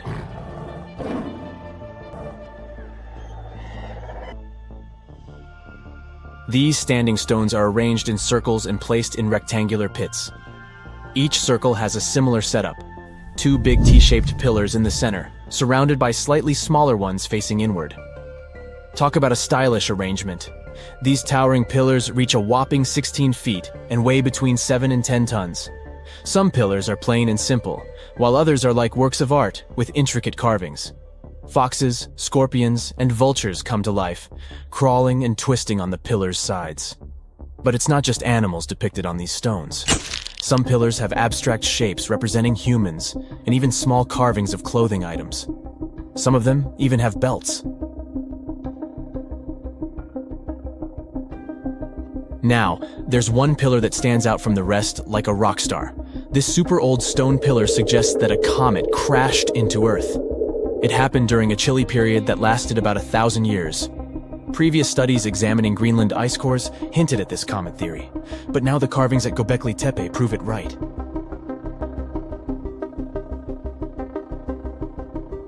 The carvings on the pillars are like a historical comic strip. They even show a headless human figure. Researchers fed the images into a computer and discovered their connections to constellations, indicating that this temple might have been an ancient observatory. It's like our ancestors were trying to document this cataclysmic event in their own unique way. Archaeologists have been excavating and researching Göbekli Tepe since the mid-1990s, peeling back layers of history and providing us with a deeper understanding of the intricate relationship between various elements. They have no plans to stop the whole process for another 150 years. Who knows what else they'll find? You see, Göbekli Tepe has been labeled purely as a ritual site with no signs of domestic activities. We were led to believe that the absence of water meant it couldn't support semi-sedentary communities. But scientists believe it's time to shake things up and approach Göbekli Tepe with fresh eyes. It's time to question what we believed before and use new evidence and different ways of thinking. Like, there might have been a group of people living in the area who didn't stay in one place all the time. They moved around a bit but still had their own civilization, living in the area semi-sedentarily. Göbekli Tepe is not just home to a single temple, but an astounding collection of over 20 ancient structures. As archaeologists delve into the depths of this wonder, they are unraveling its unique layout, featuring two prominent focal points at the heart of each establishment, complemented by smaller structures and dividing walls. What's even crazier is that in this area, there are over 200 obelisks, which are narrow tapering monuments. Whenever you hear about ancient ruins, you almost never picture them being suspended somewhere, or just randomly hanging on the branch of a tree, right? In fact, for most of the ancient artifacts we have exposed in museums all over the world, archaeologists did quite an impressive amount of digging. You see, buildings have this funny way of fading away over time if not properly taken care of. Sometimes we need to reuse some building materials, so an older construction may be sacrificed in the process. Other times, houses are abandoned, and once they are exposed to the elements on the surface, like rain or sunlight, they don't really stand a chance. Some just simply crumble away due to good old erosion. So the only way a piece of architecture can survive the test of time is if it's somehow gotten buried deep down. Now, how did they end up buried in the first place? Well, it's quite the comedy of errors. Ancient cities had a habit of gradually raising their ground level like a kid adding toppings to their ice cream sundae. You see, these settlements were always busy collecting food and building materials to keep up with their ever-growing population. But hey, who has time to deal with waste and rubbish? It wasn't exactly high on their to-do list back in the day. So when it came to building new houses, ancient civilizations found it much easier to save their sweat and tears by piling up the rubble and constructing right on top. But that's not all. Rivers would also occasionally flood and deposit a layer of sediment on the city floors, further encapsulating those ancient constructions. And in those dry regions like the desert, where the wind likes to show off its sand and dust dance moves, you can bet it was a constant struggle to keep the establishments clean.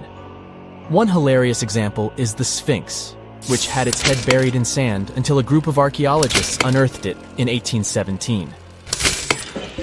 Some ancient towns eventually got covered up because they were completely abandoned. With less human activity to control their expansion, plant seeds couldn't resist the opportunity and sprouted all over the place. They gobbled up carbon dioxide from the air and grew, adding more and more bulk to the ground.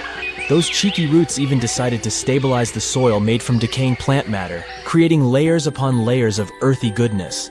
It's like the ultimate DIY project Mother Nature embarked on, with plants as her loyal helpers.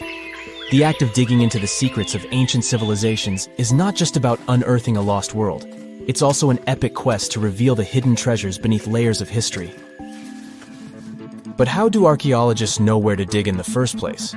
If everything is covered in layers upon layers of sediments, debris, and plant roots, they must have some sort of system they rely on before embarking on a new project, right? For starters, they're not always the ones suggesting an archaeological dig in a certain location. Let me explain. Let's say you're a contractor and you want to build a new fancy apartment complex in your city. Some local legislations have certain requirements before your project can start, though. For instance, before anyone starts building on a piece of land, they might need to bring in specialists to check the soil. These clever folks can be archaeologists, geologists, or paleontologists, and they need to keep an eye on things during development. If any artifacts or ecofacts, fancy word for organic remnants, are discovered, these experts swoop in to excavate and study them. But what about sites that have nothing to do with bulldozers and yellow hats? Archaeologists have more than one trick up their sleeves when it comes to locating ancient hotspots. They dive deep into historic records with a healthy dose of detective work. By sniffing out old documents and maps, they can piece together the puzzle of human activity in a specific area. If a site has been visited before, it's even better. Finding records of past excavations or historical accounts can give archaeologists lots of information on where to continue their treasure hunt. Before archaeologists start swinging their shovels, they engage in a bit of a visual scan mission. Armed with a grid system, they'll stroll around the site, keeping their eyes peeled for any artifacts that might be hiding just beneath the Earth's upper layer. From groundstone tools to historic glass and even ancient garbage dumps, yes, they're also valuable. These keen-eyed explorers can spot signs of human activity faster than most people. If they stumble upon midden soil, fancy term for a garbage dump, they know for sure that humans once called this place home. Archaeologists don't just rely on their trusty shovels, though. They have an arsenal of gadgets to aid in their search for hidden wonders. Geophysical tools are like their secret weapons. Take the resistivity meter, for example. This clever contraption measures the electrical component of the soil and any buried features or artifacts. A buried wall, for instance, will create a different resistivity reading than the surrounding soil. Magnetometers and ground-penetrating radar work in similar ways, showcasing potential hints of ancient treasures in the soil. And who could forget our trusty old friend, the GPS? It helps archaeologists map out precise locations, like a high-tech treasure map, leading them straight to their pot of gold. Care to virtually visit some of the most important archaeological sites in the world? Well, follow me.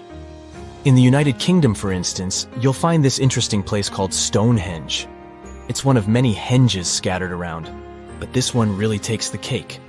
Picture this: massive ancient stones standing tall and proud, arranged in a funky outer ring and an inner horseshoe, with some smaller stones thrown in for good measure. And guess what? These amazing stones have been around for over 5,000 years. Talk about a serious case of rock-solid longevity. Now, here's where it gets interesting. According to local folklore, the legendary wizard Merlin whipped out his magic wand and poof! He teleported these massive stones all the way from Ireland. Apparently, some giants had assembled them there, but Merlin decided they would look much better at their new location. Others think it's just the ruined remains of an old Roman spiritual edifice. These amazing structures were built by our Bronze Age ancestors. With their simple tools and limited tech, they managed to create this monumental masterpiece. Impressive, right? Unfortunately, there's still so much we don't know about this area. Stonehenge's initial purpose remains a mystery to this day. Sure, there are lots of theories, but scientists have yet to agree on the subject. However, we do know that it's perfectly aligned to catch the sunrise during the summer and winter solstices. The ancient city of Pompeii is an equally amazing archaeological site. Picture this: Mount Vesuvius, a notorious troublemaker, decided to throw a volcanic tantrum and completely covered this ancient Roman city. It turned it into a time capsule, located outside present-day Naples in Italy. Fast forward to the year 1748, when a bunch of adventurous explorers stumbled upon Pompeii. Lo and behold, they discovered a treasure trove of well-preserved goodies. Streets, houses, food. Probably a bit stale by then. Blingy jewelry, fancy sculptures, colorful frescoes, everyday household items, and even animal and human remains. It was like an epic archaeological party. From the looks of it, Pompeii had it all. Fancy houses and villas, a massive 20,000-seat arena, cute little artisan shops, hangouts like taverns. And let's not forget the saucy spots like those luxurious bathhouses for some intense pampering. There's also the sanctuary of Apollo, where people used to gather for their daily dose of worship. And of course, the bustling heart of the city, the Forum of Pompeii, where all the cool people used to hang out. And guess what? Pompeii is so cool that it made it to UNESCO's World Heritage List back in 1997. That's like the ultimate Hall of Fame for historical awesomeness. It also includes many other famous buildings and sites, like the Taj Mahal in India and the Acropolis of Athens in Greece. Everyone loves a good landmark. The Roman Colosseum, the ancient city of Machu Picchu, the Giza pyramids. But have you ever wondered how it once looked? Way back in the days when they were built? Or even in the time they were covered in ivy and forgotten by humanity? Buckle up, because we're heading on a time travel adventure to the world's greatest archaeological sites. Our voyage begins in South America, deep inside the Peruvian mountains. Behold, the city of Machu Picchu. Machu Picchu is a monument to the ingenuity and power of the Inca civilization. During its prime, the Inca civilization stretched 2,500 miles along South America's coastline from modern-day Ecuador all the way down to Chile. And Machu Picchu was located at the heart and center of it. The historic site was constructed at around 7,000 feet above sea level, more or less around 1450 BCE. The gated city consisted of around 150 buildings made of stone. The Incas managed to build temples, houses, and even a complex aqueduct system to irrigate the entire town. And yes, they did all that without the help of wheels or any instrument made of iron.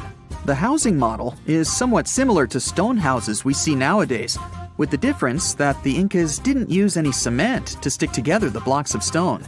Yet, they fit seamlessly on top of each other. Not only that, the Incas must have developed a rudimentary yet effective anti-earthquake technology, since in the event of a quake, the rocks would shake without falling out of place. If Machu Picchu had been built today, it would have cost over $70 million to finish the entire thing. The purpose of the site is still a mystery to many historians. Theories suggest that it could have been built as a ceremonial site, a safety base for the Inca people, or even a retreat for royalty. What we know for a fact is that in the 16th century, 100 years after Machu Picchu was built, its population abandoned it, with tree roots taking over the majority of the site and keeping it hidden from humankind for over 4 centuries. It wasn't until the 20th century that the world was reintroduced to Machu Picchu when a Peruvian farmer led Yale University professor Hiram Bingham III to visit the site. Since then, Bingham and many other explorers dedicated their lives and research to studying the archaeological wonder of Machu Picchu. Now, for the next stop on our time-traveling vehicle, the city of Pompeii in Italy. Pompeii has crowded our collective imagination for many years. The eruption of the Mount Vesuvius volcano in 79 AD and the destruction of an entire city is hopefully not something that will happen again. But I bet you're wondering, what did Pompeii look like on its last day? It took 18 hours for Pompeii's streets, markets, houses, and forums to be buried under millions of tons of volcanic ash. Thanks to some clever scientists, we discovered that the lava and ashes that covered Pompeii on its very last day actually helped to freeze the city in time. Different from ice, the cloud of ashes did not preserve the city intact, but as the items disintegrated over 2,000 years, they left voids under the earth. Archaeologists found that if they filled these voids with plaster, the shape of the buried city would soon reveal itself. And that's exactly what happened. Of course, it was nothing like the bustling city of 12,000 people that had existed for many years before the fateful eruption. Pompeii was a vibrant and rich municipality. The site's ruins revealed that many areas of Pompeii boasted impressive houses, some with balconies, which was a sign of great wealth at the time. And, believe it or not, even some artwork survived the eruption. Archaeologists found well-preserved frescoes and murals of mythological creatures, all indicating that members of the high society lived there. Ruins show the city even had thermal baths and showers made with luxurious materials. Oh, and apparently, the people of Pompeii had amazing teeth. Yes, archaeologists could see even that tiny level of detail from the plaster molds they recovered from underground. Still in the Italian territory, we find one of the world's biggest tourist attractions, the Roman Colosseum. It was built as an amphitheater during the reign of Emperor Vespasian, around 70 AD. It wasn't until 80 AD that Vespasian's son, Emperor Titus, inaugurated the Colosseum. The monument was something to behold, with 157-foot-tall walls, over 80 entrances, and the capacity to host 87,000 people. All social classes and groups were welcome at the Colosseum, and this partly explains why it flourished for so many centuries. During the decline of the Roman Empire, around the 6th century AD, the Colosseum started being neglected and abandoned. The monument was looted, and some of its columns and stones were used to build infrastructure elsewhere.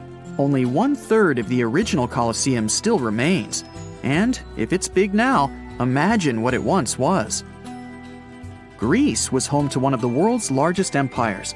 At the height of this empire, literally and historically speaking, more or less 2,400 years ago, the Greeks built a citadel known as the Acropolis. The Acropolis, which is composed of historical buildings, is considered to be one of the biggest landmarks of Western civilization to date. Tourists that visit the capital city of Athens today may be faced with yellowish and broken pillars of the Parthenon standing way up high in one of the city's hills. But way back when it was built, between 447 and 432 BCE, the imposing and majestic Parthenon was purely white, as the entire monument was built with gleaming white marble. The statues inside were made of gold. The Parthenon is a 23,000 square foot temple held up by 69 marble columns. The largest blocks of marble are massive, weighing around 10 tons each. And the most surprising fact is that the marble didn't come from Athens, but from a nearby site that stood 10 miles from the Acropolis, known as Mount Pentelicon. Historians intrigued by where the primary material for building the Acropolis came from found tiny and big blocks of marble all scattered around the floor of Mount Pentelicon. There was also a paved road that the Greeks had built to carry the rocks around. But perhaps the most impacting monument of all times is located at the heart of the Middle East, outside the Egyptian city of Cairo. The pyramids are considered one of the 7 wonders of the ancient world. The Giza Pyramid Complex was built as a tomb for the pharaoh Khufu around 4,500 years ago. Between 20 to 30,000 people took part in the construction process. It's composed of 3 pyramids. The massive monument is made out of approximately 8,000 tons of granite and over 550,000 tons of mortar, which gives it the appearance it has today. Would you believe me if I told you that the pyramids didn't always look like this? Far from it. They were shiny white with a golden triangular tip at the top.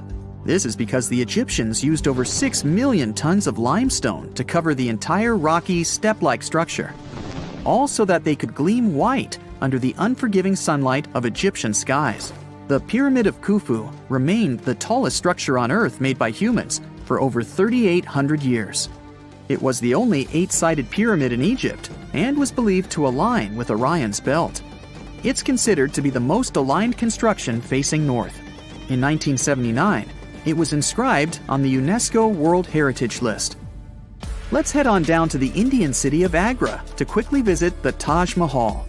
You may know it as the Taj, but it can also be called by its more endearing name, a teardrop in the cheek of time. The Taj took over 22 years to build and was commissioned in 1632 by Mughal Emperor Shah Jahan as a declaration of love for his third and favorite wife, Mumtaz Mahal. It was made with ivory white marble, and amazingly, due to tight conservation, it still remains very similar to what it was when it was built. I think all this talk of landmarks got me thirsty for some traveling. What about you? Tell us in the comments below if you've ever visited some of these sites, or which interesting landmarks you'd add to this video. Scientists have recently discovered Leonardo da Vinci's hidden passages under a medieval castle in Italy. They followed a newly found 15th century sketch by the creator of the Mona Lisa and found one of the unexplored architectural wonders from the age of the Renaissance. Construction of the Sforza Castle started back in 1358, but it was destroyed about a century later during a local crisis. Then, in 1450, Francesco Sforza, the Duke of Milan, decided to rebuild it on the old ruins. After he passed away, his son Ludovico took over and kept improving the castle. He brought in some of the best artists of the time, including Leonardo da Vinci, to decorate its walls. We can still see Leonardo's frescoes today in the Room of Wooden Boards. While he was working at the castle, da Vinci also recorded some historical underground passages hidden beneath the outer wall. The drawing, dated between 1487 and 1490, was found at the Institut de France in Paris. The sketch is highly precise, and it proves that Leonardo was really interested in fortification design and was great at documenting existing structures. Historical records show that Ludovico ordered the building of an underground passageway that led straight to a basilica, where his wife was buried. Ludovico married Beatrice in 1491, and they had a happy but tragically short marriage, as Beatrice passed away while giving birth in 1497. The Duke locked himself away for weeks, grew a beard, and wore only black clothes while he was mourning his beloved wife. The secret tunnel may have stretched over a half a mile and would let Ludovico visit her grave in private. It could have served as an escape route if the castle was ever under siege. The existence of the tunnels remained one of the mysteries of the Renaissance for years, as no one knew for sure they were there. But now, scientists finally uncovered the secret history. They used a combination of ground-penetrating radar and laser scanning to build up an accurate 3D model of all the structures under the castle. They found the tunnels da Vinci alluded to in his drawings, and it looks like they may have only been a small part of a whole system of historical underground passages. The goal is to create a complete digital twin of the castle that will not only show all the preserved constructions, but also the ancient ones that are no longer visible. They also plan to add augmented reality to the virtual paths to let visitors discover Leonardo da Vinci's hidden passages. Now, we don't know if the genius actually took part in constructing the hidden passages that scientists recently discovered, but we do know about some other Leonardo da Vinci inventions. He created the first satellite-like map in 1502, long before photography or satellites were even a concept. A famous figure in Italy, Cesare Borgia, invited Leonardo to a small town called Imola, near Bologna, to create a highly detailed map for him. Back then, maps were not very precise, as no one had figured out how to show exact distances on a smaller scale. Instead, people spent a lot of time decorating them with dragons, roses, fancy castles, mountain ranges, flowers, and other artistic details. These maps look more like beautiful paintings meant to be displayed, rather than practical tools for navigation. But Cesare Borgia wanted something truly functional, and Leonardo managed to create something revolutionary in the field of cartography. If you compare satellite images of Imola today with Leonardo's map, the similarities are striking. He captured every alley, curve of the streets, roadways, and even the exact sizes of the buildings. And he did it all by hand, using just a pencil, ruler, compass, and several of his own clever inventions. To gather all the necessary data, the genius walked through the streets for weeks using a large wheel that spun as he moved, recording the distance with a cable. Using the magnetic compass, he determined precise directions. He also developed a tool called the bussola, which measured angles inside a circle. With this, he could track the exact turns of each street and the size of the intersections. He figured out the distances between houses and major roads. Then, back at home, he used his notes and calculations to draw the map to scale with incredible precision. In his work, Da Vinci also used a technique developed by Florentine humanist Leon Battista Alberti. He created a mapping method where you could place an entire city inside a circle using polar coordinates. At the center of the city, 8 straight lines met, representing the main directions of a compass. Leonardo used this system to divide the town into 8 sections. He didn't overlook even the smallest buildings, which made his map one of the most advanced of its time. The Italian genius had a big dream to build a machine that could let people fly. He studied how birds, bats, and kites moved through the air and designed a special flying machine. He believed that if he could copy their movements, humans might be able to soar like them. Da Vinci's design looked a lot like a bat, with 2 large pointed wings that stretched over 33 feet wide. He planned to build the frame from lightweight pine wood and cover it with raw silk to make it strong but not too heavy. The person flying it would lie on their stomach on a wooden board in the center. To make the wings flap, the pilot had to pedal a crank with their feet, which was connected to a system of rods and pulleys. There was also a hand crank for extra power and even a headpiece to help steer. As the person moved their hands and feet, the wings would flap and twist, just like a bird's. But there was one big problem. Humans aren't strong enough to make the machine lift off the ground. Even though it might have worked once in the air, there was no way for a person to get it flying on their own. Leonardo probably realized this, but his amazing idea still inspired flying machines that came centuries later. Da Vinci was way ahead of his time with many of his inventions, but his idea for a humanoid robot was especially futuristic. He was working under the patronage of the Sforza family, the one that had those ancient tunnels of Italy built. The genius designed a mechanical knight that could move its arms, turn its neck, and even open and close its mouth.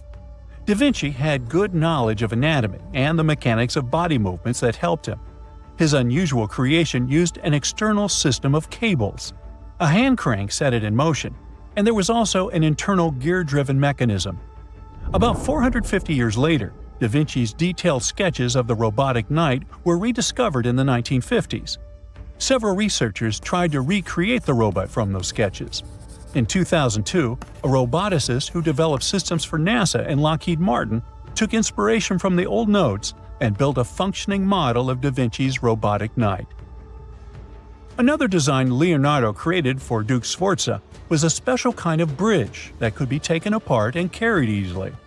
It was made for defense forces who needed to cross rivers or moats while traveling.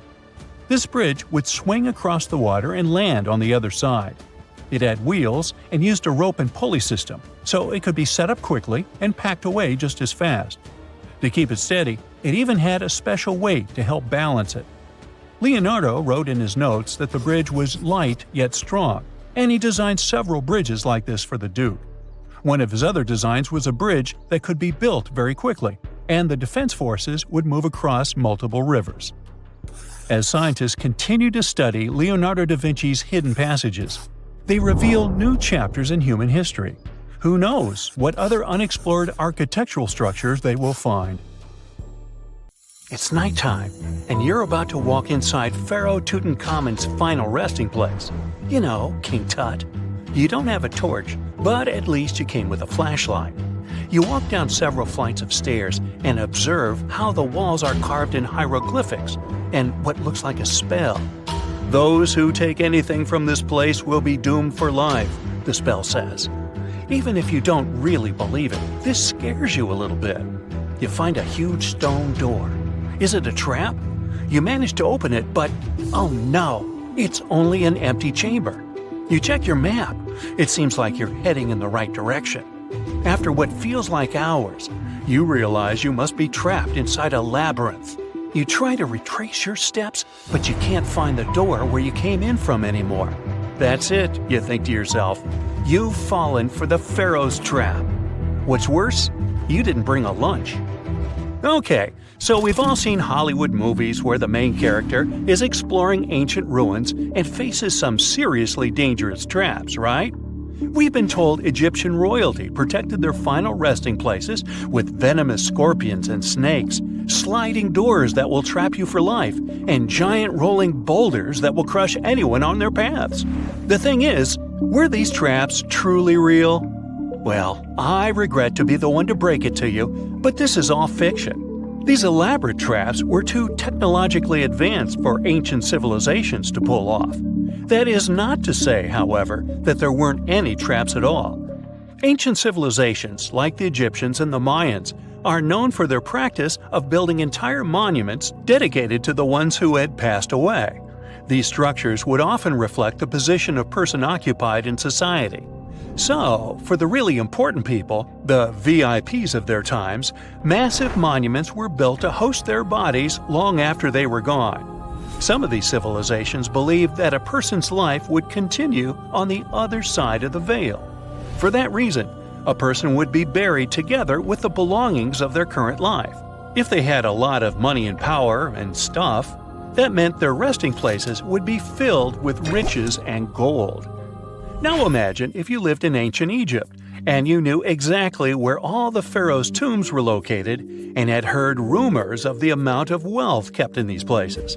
Maybe you would be tempted to go check it out, right? We're talking about large rooms filled from floor to ceiling with golden artifacts, jewels, and even money. I mean, it does sound tempting.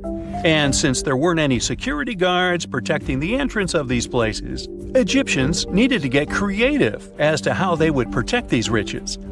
These old civilizations found some traps to be useful. A recurring one was building empty rooms inside the monument to confuse a burglar. Now, let's take a look at Amenhotep III's final resting place as an example. It was built in the city of Luxor, in a spot also known as the Western Valley of the Kings. Two French engineers originally discovered the monument between 1905 and 1914 CE. The structure is huge and has more than 10 chambers, connected by long corridors and steep stairways. The King's Chamber is the most hidden one, and for an outsider to try and find it, they will probably enter a lot of empty rooms beforehand. Other pharaohs tried to protect their riches by commissioning monuments with false doors concealing pits that were up to 20 feet deep. This way, an unwarned and unwanted visitor would be surprised by the deep hole on their way to the king's resting chamber. Alongside false doors, pharaohs made sure to build labyrinth-style corridors and false walls. This way, robbers could take hours or days before they found the king's real chamber.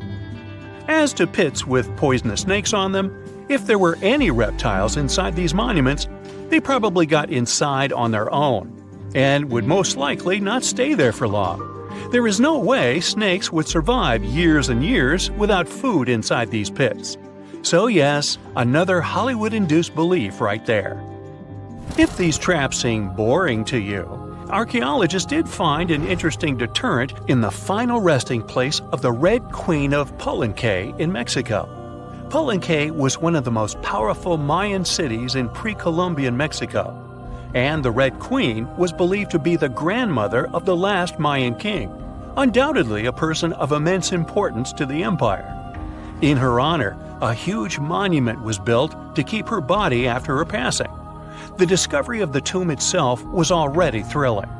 Archaeologists found an ancient monument when digging at the site back in 1994. The first thing they found was a room with a hidden door. Once they opened the door, they discovered a long corridor. Finally, at the end of this corridor was the Queen's chamber. The team of archaeologists was beyond excited to unearth this chamber with the mummy of the Queen herself still inside it. They found her to be accompanied by her pearls, jade shells, and expensive rocks. But as the team explored the remains, they saw something rather strange. The room was filled with a red-colored powder. Researchers knew that the color red was important to the Mayan people, and that much of their clothing and buildings were decorated with this color. But they didn't understand why the queen was buried with this unknown red substance. After they took a sample back with them for further analysis, they discovered that the red powder was cinnabar, a very dangerous mineral. This powder, when inhaled, can cause, shall we say, severe health damage to a person. The team concluded that this could only be a trap for anyone trying to steal her riches. Okay, so dangerous powders might have worked as the most intense traps we've seen until now. But perhaps the cheapest way to keep out unwanted visitors was to advertise spells written out all over the monument. We'd probably laugh at these today, but back in the day, they were more or less effective. Spells usually said that the person who took anything from that place would meet a tragic fate. Some spells said that robbers would lose their houses in big fires or terrible floods. Other spells said burglars would have incurable and undiagnosed health issues, but they weren't really enough to stop people from taking any gold. There are some stories surrounding how these spells might have been real. One of them is from the famous British Egyptologist Howard Carter, the one responsible for unearthing Pharaoh Tutankhamun's resting place in the 1920s. After months of unsuccessful digging, Carter discovered the tomb's existence by chance. He found the entrance to a stairway right beneath the soil where he had been searching all those months. With the help of a team, he cleared the piles of sand blocking the stairs and discovered a doorway. The door had several royal symbols carved into it, and Carter knew this could only mean a very important person had been buried there. And he was right. With a chisel, he made a hole in the top left-hand corner of the doorway and lit his vision with the help of a candle. He couldn't believe what he was seeing, the reflection of several golden and jeweled items crowding the chamber before him. Lost for 3,000 years, Carter had just discovered the final resting place of King Tut. But the story didn't finish here. This discovery was accompanied by a series of unfortunate events that led people to believe it had something to do with the pharaoh's spell. Carter himself mysteriously passed away just a few years later, and some of his assistants lost their houses in floods, just like one of the spells threatened. Some say it's just coincidental, as there's no real proof of these things being connected. Well, what do you think? Was this an effective trap after all? Strange and amazing items are discovered often, but figuring out what our ancestors were up to is pretty tough. Especially when all you have are just some rusty cups and cave drawings. It's no surprise that even the experts in lab coats sometimes make mistakes. But it's not just about dusty plates and huge stones. Sometimes there's even humans with large heads. So grab your digging tools and let's travel back to ancient times to explore incredible societies that even scientists can't fully explain. Sardinia may look idyllic now, but I'm not gonna lie, I wouldn't fancy visiting it 3,000 years ago. Rumor has it, terrible giants roamed around this island back then. People even talk about finding human skeletons over 13 feet tall there, although nobody's ever shown anything to prove it. But the stories will make you wonder because some weird stuff has definitely happened. In 1974, over 5,000 pieces of broken stone artifacts were found in a part of the island called Monte Prama. But instead of being displayed in a museum, they were locked up in an underground vault for about 30 years. Sounds a bit suspicious, doesn't it? When they were finally displaced in 2005, scientists put the pieces together to find statues of 38 giant men standing 8 feet tall. Not quite as tall as the legendary skeletons, but still pretty huge. It's thought these statues were made by the Nuragic people, who lived on the island a long time ago. Besides giant statues, they also built over 8,000 massive stone buildings. Perhaps Nuragic weren't giants themselves, but they definitely liked their things big. I do too. I like a big number of likes on our videos. That would be pretty great. Thank you if you liked this and subscribed. Now back to the video. You and I are pretty smart, but we might not be the smartest humans ever. Actually, we might not even be the smartest species. Since 1913, some skull fossils found in South Africa have hinted at a possibly smarter contender called Boskop Man. This human-like species might have lived as recently as 10,000 years ago. Their skull suggests they had really big heads, which means their brains could have been 30% bigger than ours. Wow! Their average IQ could have been around 149, making them among the smartest 0.05% of people today. But if a Boskop Brainiac was so much smarter, why are they not around and we are? Well, bigger isn't always better, you know. Our brains are a lot bigger than our ape relatives, mainly in the prefrontal cortex. This part helps with high-level tasks like making decisions, remembering things short-term, and being aware of ourselves. The parts of the brain that handle our senses and movements haven't really grown much. So, maybe the boss cop spent too much time dwelling on the past rather than doing practical things like hunting. But this is all just guessing. We really don't know what happened to these clever cousins of ours. Some people even argue that boss cops weren't any different from us, with the only evidence being parts of skulls. The jungle is huge. Did you know the Amazon rainforest is home to about 30% of all the world's plant and animal species? That's impressive. However, the history of one native species, humans, has long puzzled scientists. The mysterious Kasarabe people lived here for hundreds of years and then vanished around 1400 AD. People thought the Amazon only had a few scattered tribes, but recently we discovered big, unusual shapes in the ground called geoglyphs. These might look like simple shallow ditches, but they're actually the remains of a vast civilization that spread over 5,000 square miles and includes about 450 markings, some as wide as 1,300 feet. That's insane! They likely contained ceremonial buildings and could have hosted up to 1 million people as recently as 550 years ago. Thanks to new technology like LiDAR, which uses a safe laser to map the forest without harming it, we can explore deeper. In 2019, some scans showed miles of raised roads and pathways and even pyramids over 70 feet tall. They found 26 separate settlements, 2 of which were at least 250 acres each. Damn, that's like 330 soccer fields. It's not certain what happened to the Kasarabe people. Maybe European conquistadors drove them out. Maybe the most baffling ancient civilization is one we've never actually found a trace of. Yep, I'm talking about Atlantis, the grand city that supposedly sank into the ocean. The first mentions of Atlantis come from the ancient Greek philosopher Plato, who talked about a great city near the Strait of Gibraltar. But for ages, everyone just thought Plato made up Atlantis as a perfect version of his own Athens. So why, about 12,000 years after it supposedly vanished, do we still wonder if it might be real? Well, in the 19th century, U.S. Congressman Ignatius Donnelly wrote a book giving 13 reasons why he thought Atlantis was more than just a myth. Then, in 1965, some folks thought they actually found Atlantis when they discovered the Richat structure, a massive 25-mile-wide dome in Mauritania, Africa. It's so big that you can see the whole thing from space. 2 astronauts flying over the Sahara Desert spotted this giant eye staring back at them and thought they'd made the discovery of a lifetime. Unfortunately, there's no solid evidence linking this structure to Atlantis.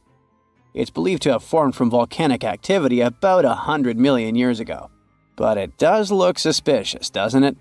Still, we're no closer to knowing the truth.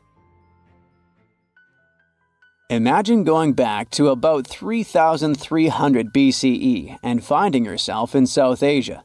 Welcome to the Harappan civilization.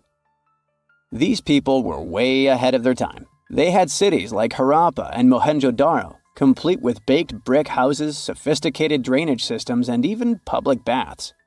This place might have had over 5 million people, making it one of the densest regions at the time. They also invented a system of standardized weights that was incredibly useful for traders. And trading they did. These people had connections stretching all the way to the Middle East, thanks to their great skills in metallurgy. They even had a form of ancient branding.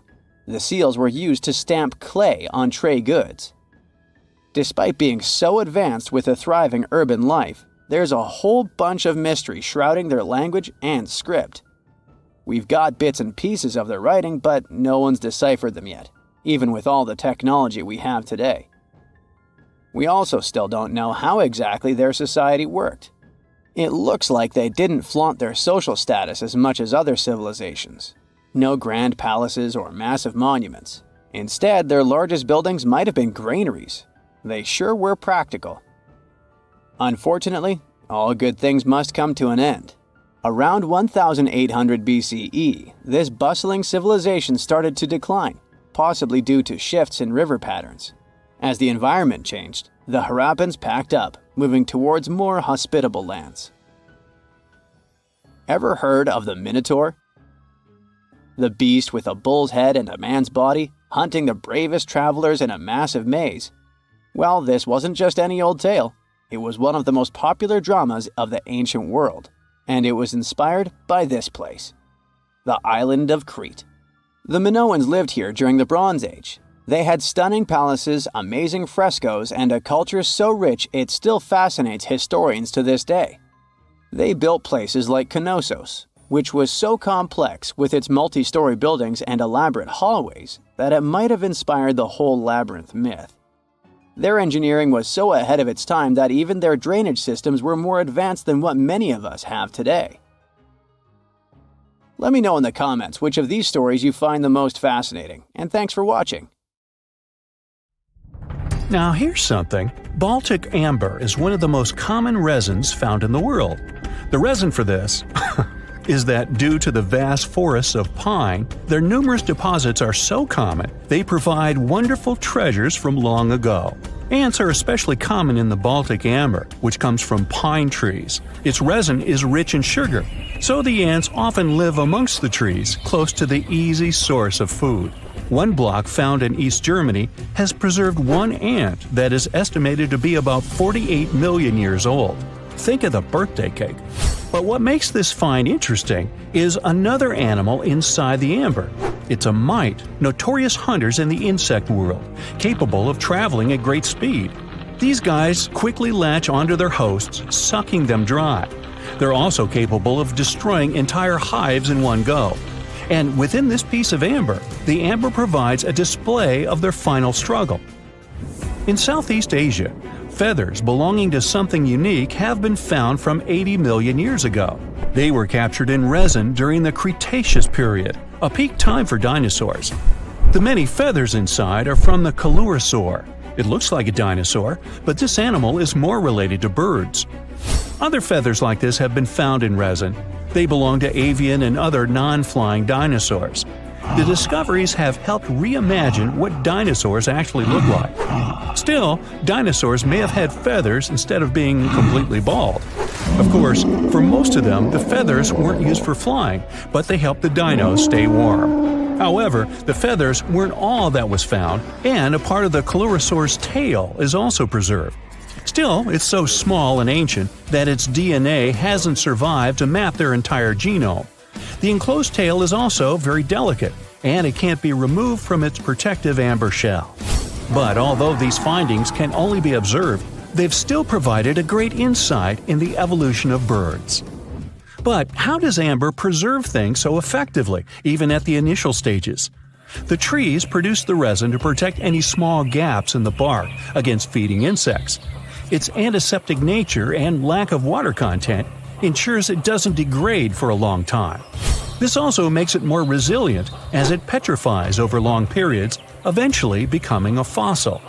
Some of the oldest amber ever found was from the Triassic period, showing how long it can last. The pieces from Italy are about 230 million years old. And inside one of these ancient droplets holds the oldest arthropod ever recorded. This mite found inside has provided a broader understanding to their evolution. Today, they're known to mainly annoy gardeners by feeding on the petals of flowering plants. However, at the time the mite was caught, flowers didn't have any petals, and it would be without this tasty meal for another 100 million years. Now, 100 million years ago, Myanmar was part of Gondwana, the great supercontinent. At that time, Myanmar wasn't part of Asia yet. But it was still lush with a great forest, which contained many species of lizards that lived amongst the undergrowth, hiding away from dinosaurs. Many of them had been stored within amber. This fact helped discover ancestors of geckos and chameleons. By using CT scans, scientists have analyzed them, providing a glimpse into the formation of their scales, teeth, feet, and claws. It also provided an understanding of how these archaic creatures once appeared.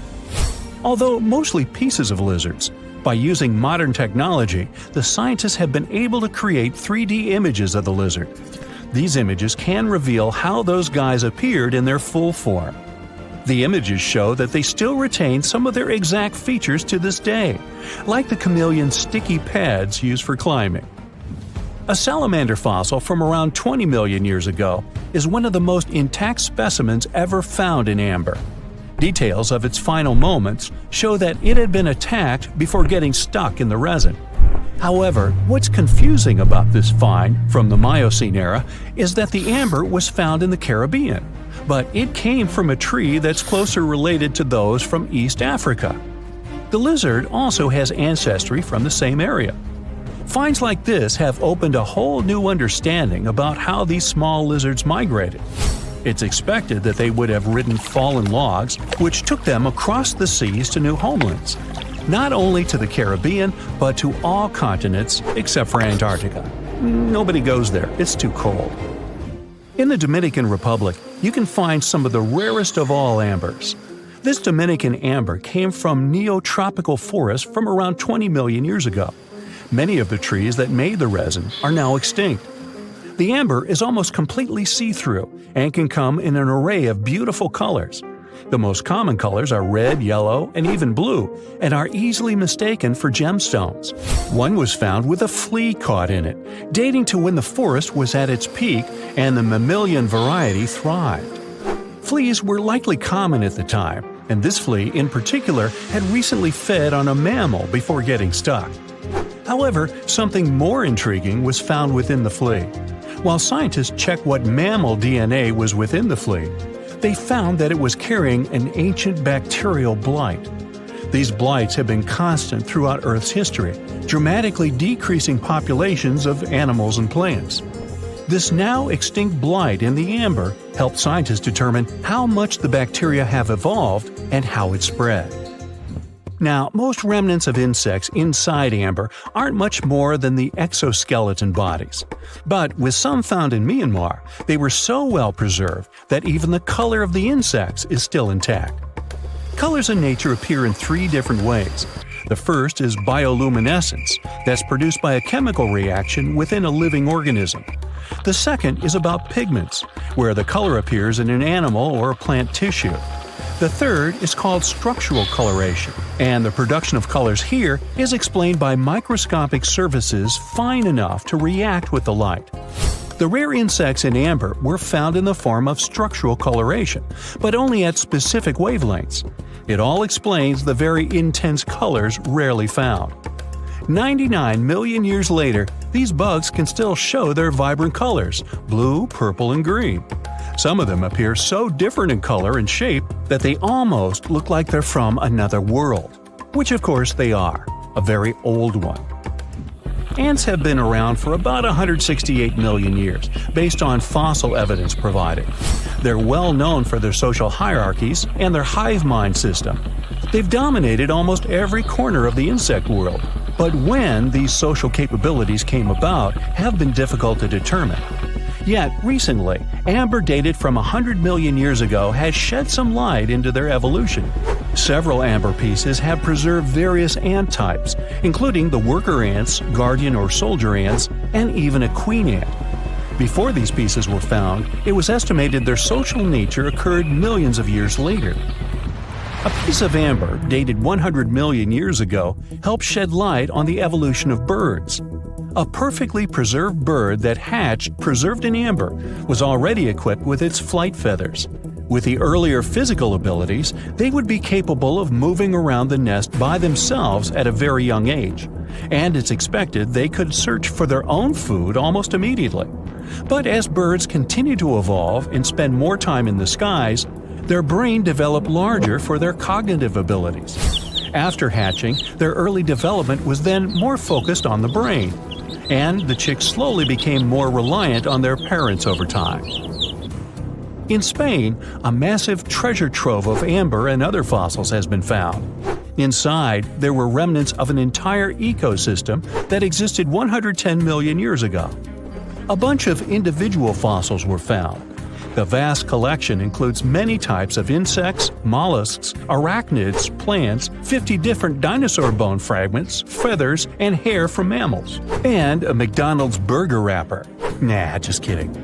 With the abundance of findings, it's helped researchers understand the ancient terrestrial ecosystem that once existed. With loads of specific details of the environment, they've reconstructed the swamp. This way, it's now possible to experience what it was like in the world of dinosaurs. Now, we wouldn't call this island mystical unless there were tales of giants living here. The island of Gozo in Malta is the backdrop of an ancient legend. Malta is an island country located in the Mediterranean Sea, just south of Europe. It's a very strategically located archipelago. Throughout history, it was ruled by many different societies, such as the Phoenicians, Greeks, Romans, and Carthaginians. One cold night, thousands of years ago, a farmer noticed the sky turn orange, then red, when he heard a loud thump. Although the ground seemed to be moving, this wasn't an earthquake.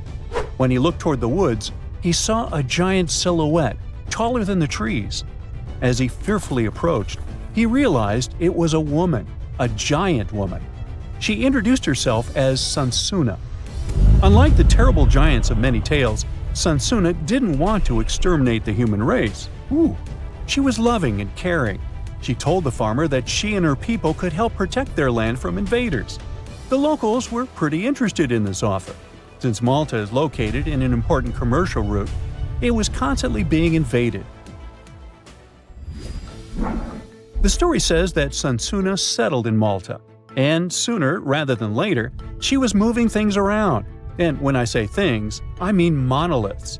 Sansuna carried huge stones on her shoulder to build a magnificent temple called Gigantia, which means place of giants. She even did this while holding her half-giant, half-human kid on the other shoulder. Some say Sansuna lived exclusively on beans and honey, although others replaced honey with water. The funniest bit here is that Malta is the 10th smallest country in the world, but it somehow managed to host giants. Hey, go figure.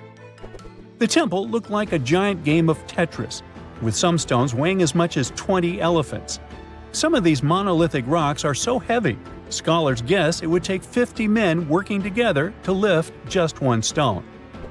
Now, as much as this is entertaining, humans never proved giants were real, so this story couldn't be true. There's a brief mention of a species of giants called the Nephilim in some ancient texts. The Nephilims would have been terrible giants that wreaked havoc on the earth and only survived until the Great Flood. But nobody ever found real proof of this species really existing on Earth, until this came along.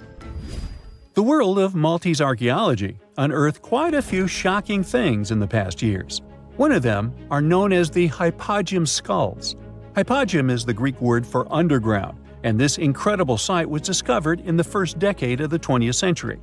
Back then, Malta's National Museum director received an important phone call.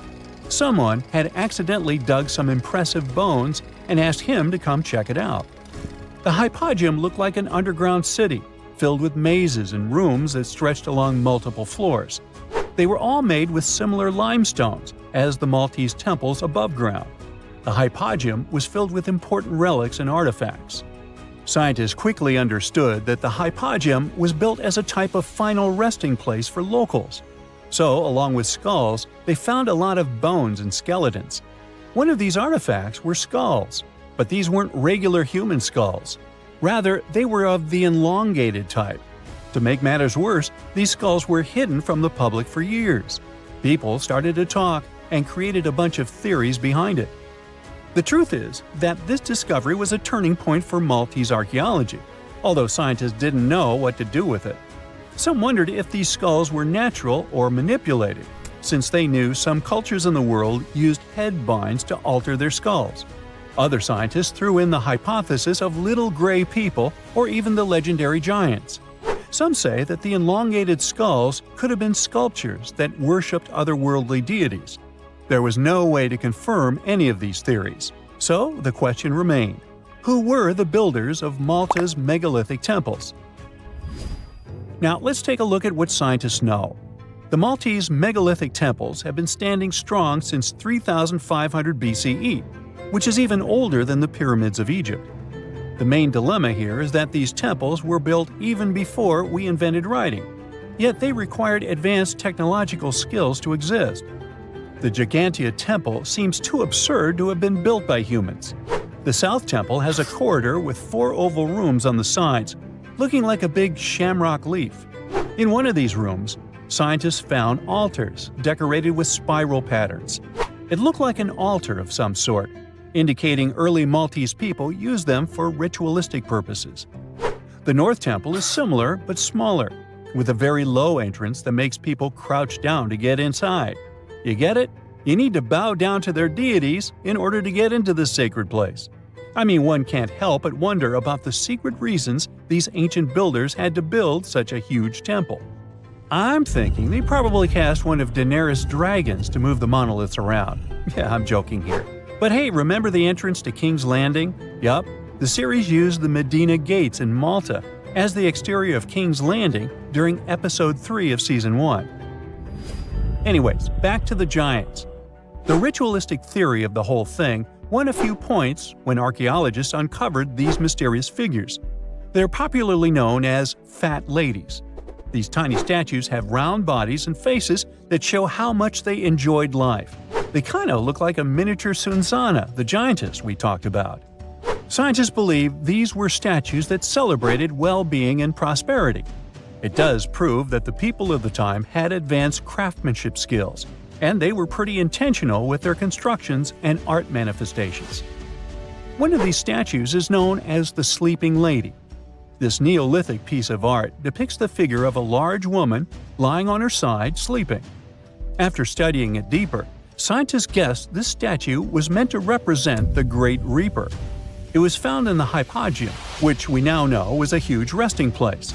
This specific statue is different from all the other fat ladies, starting with the hair and the embroidered skirt.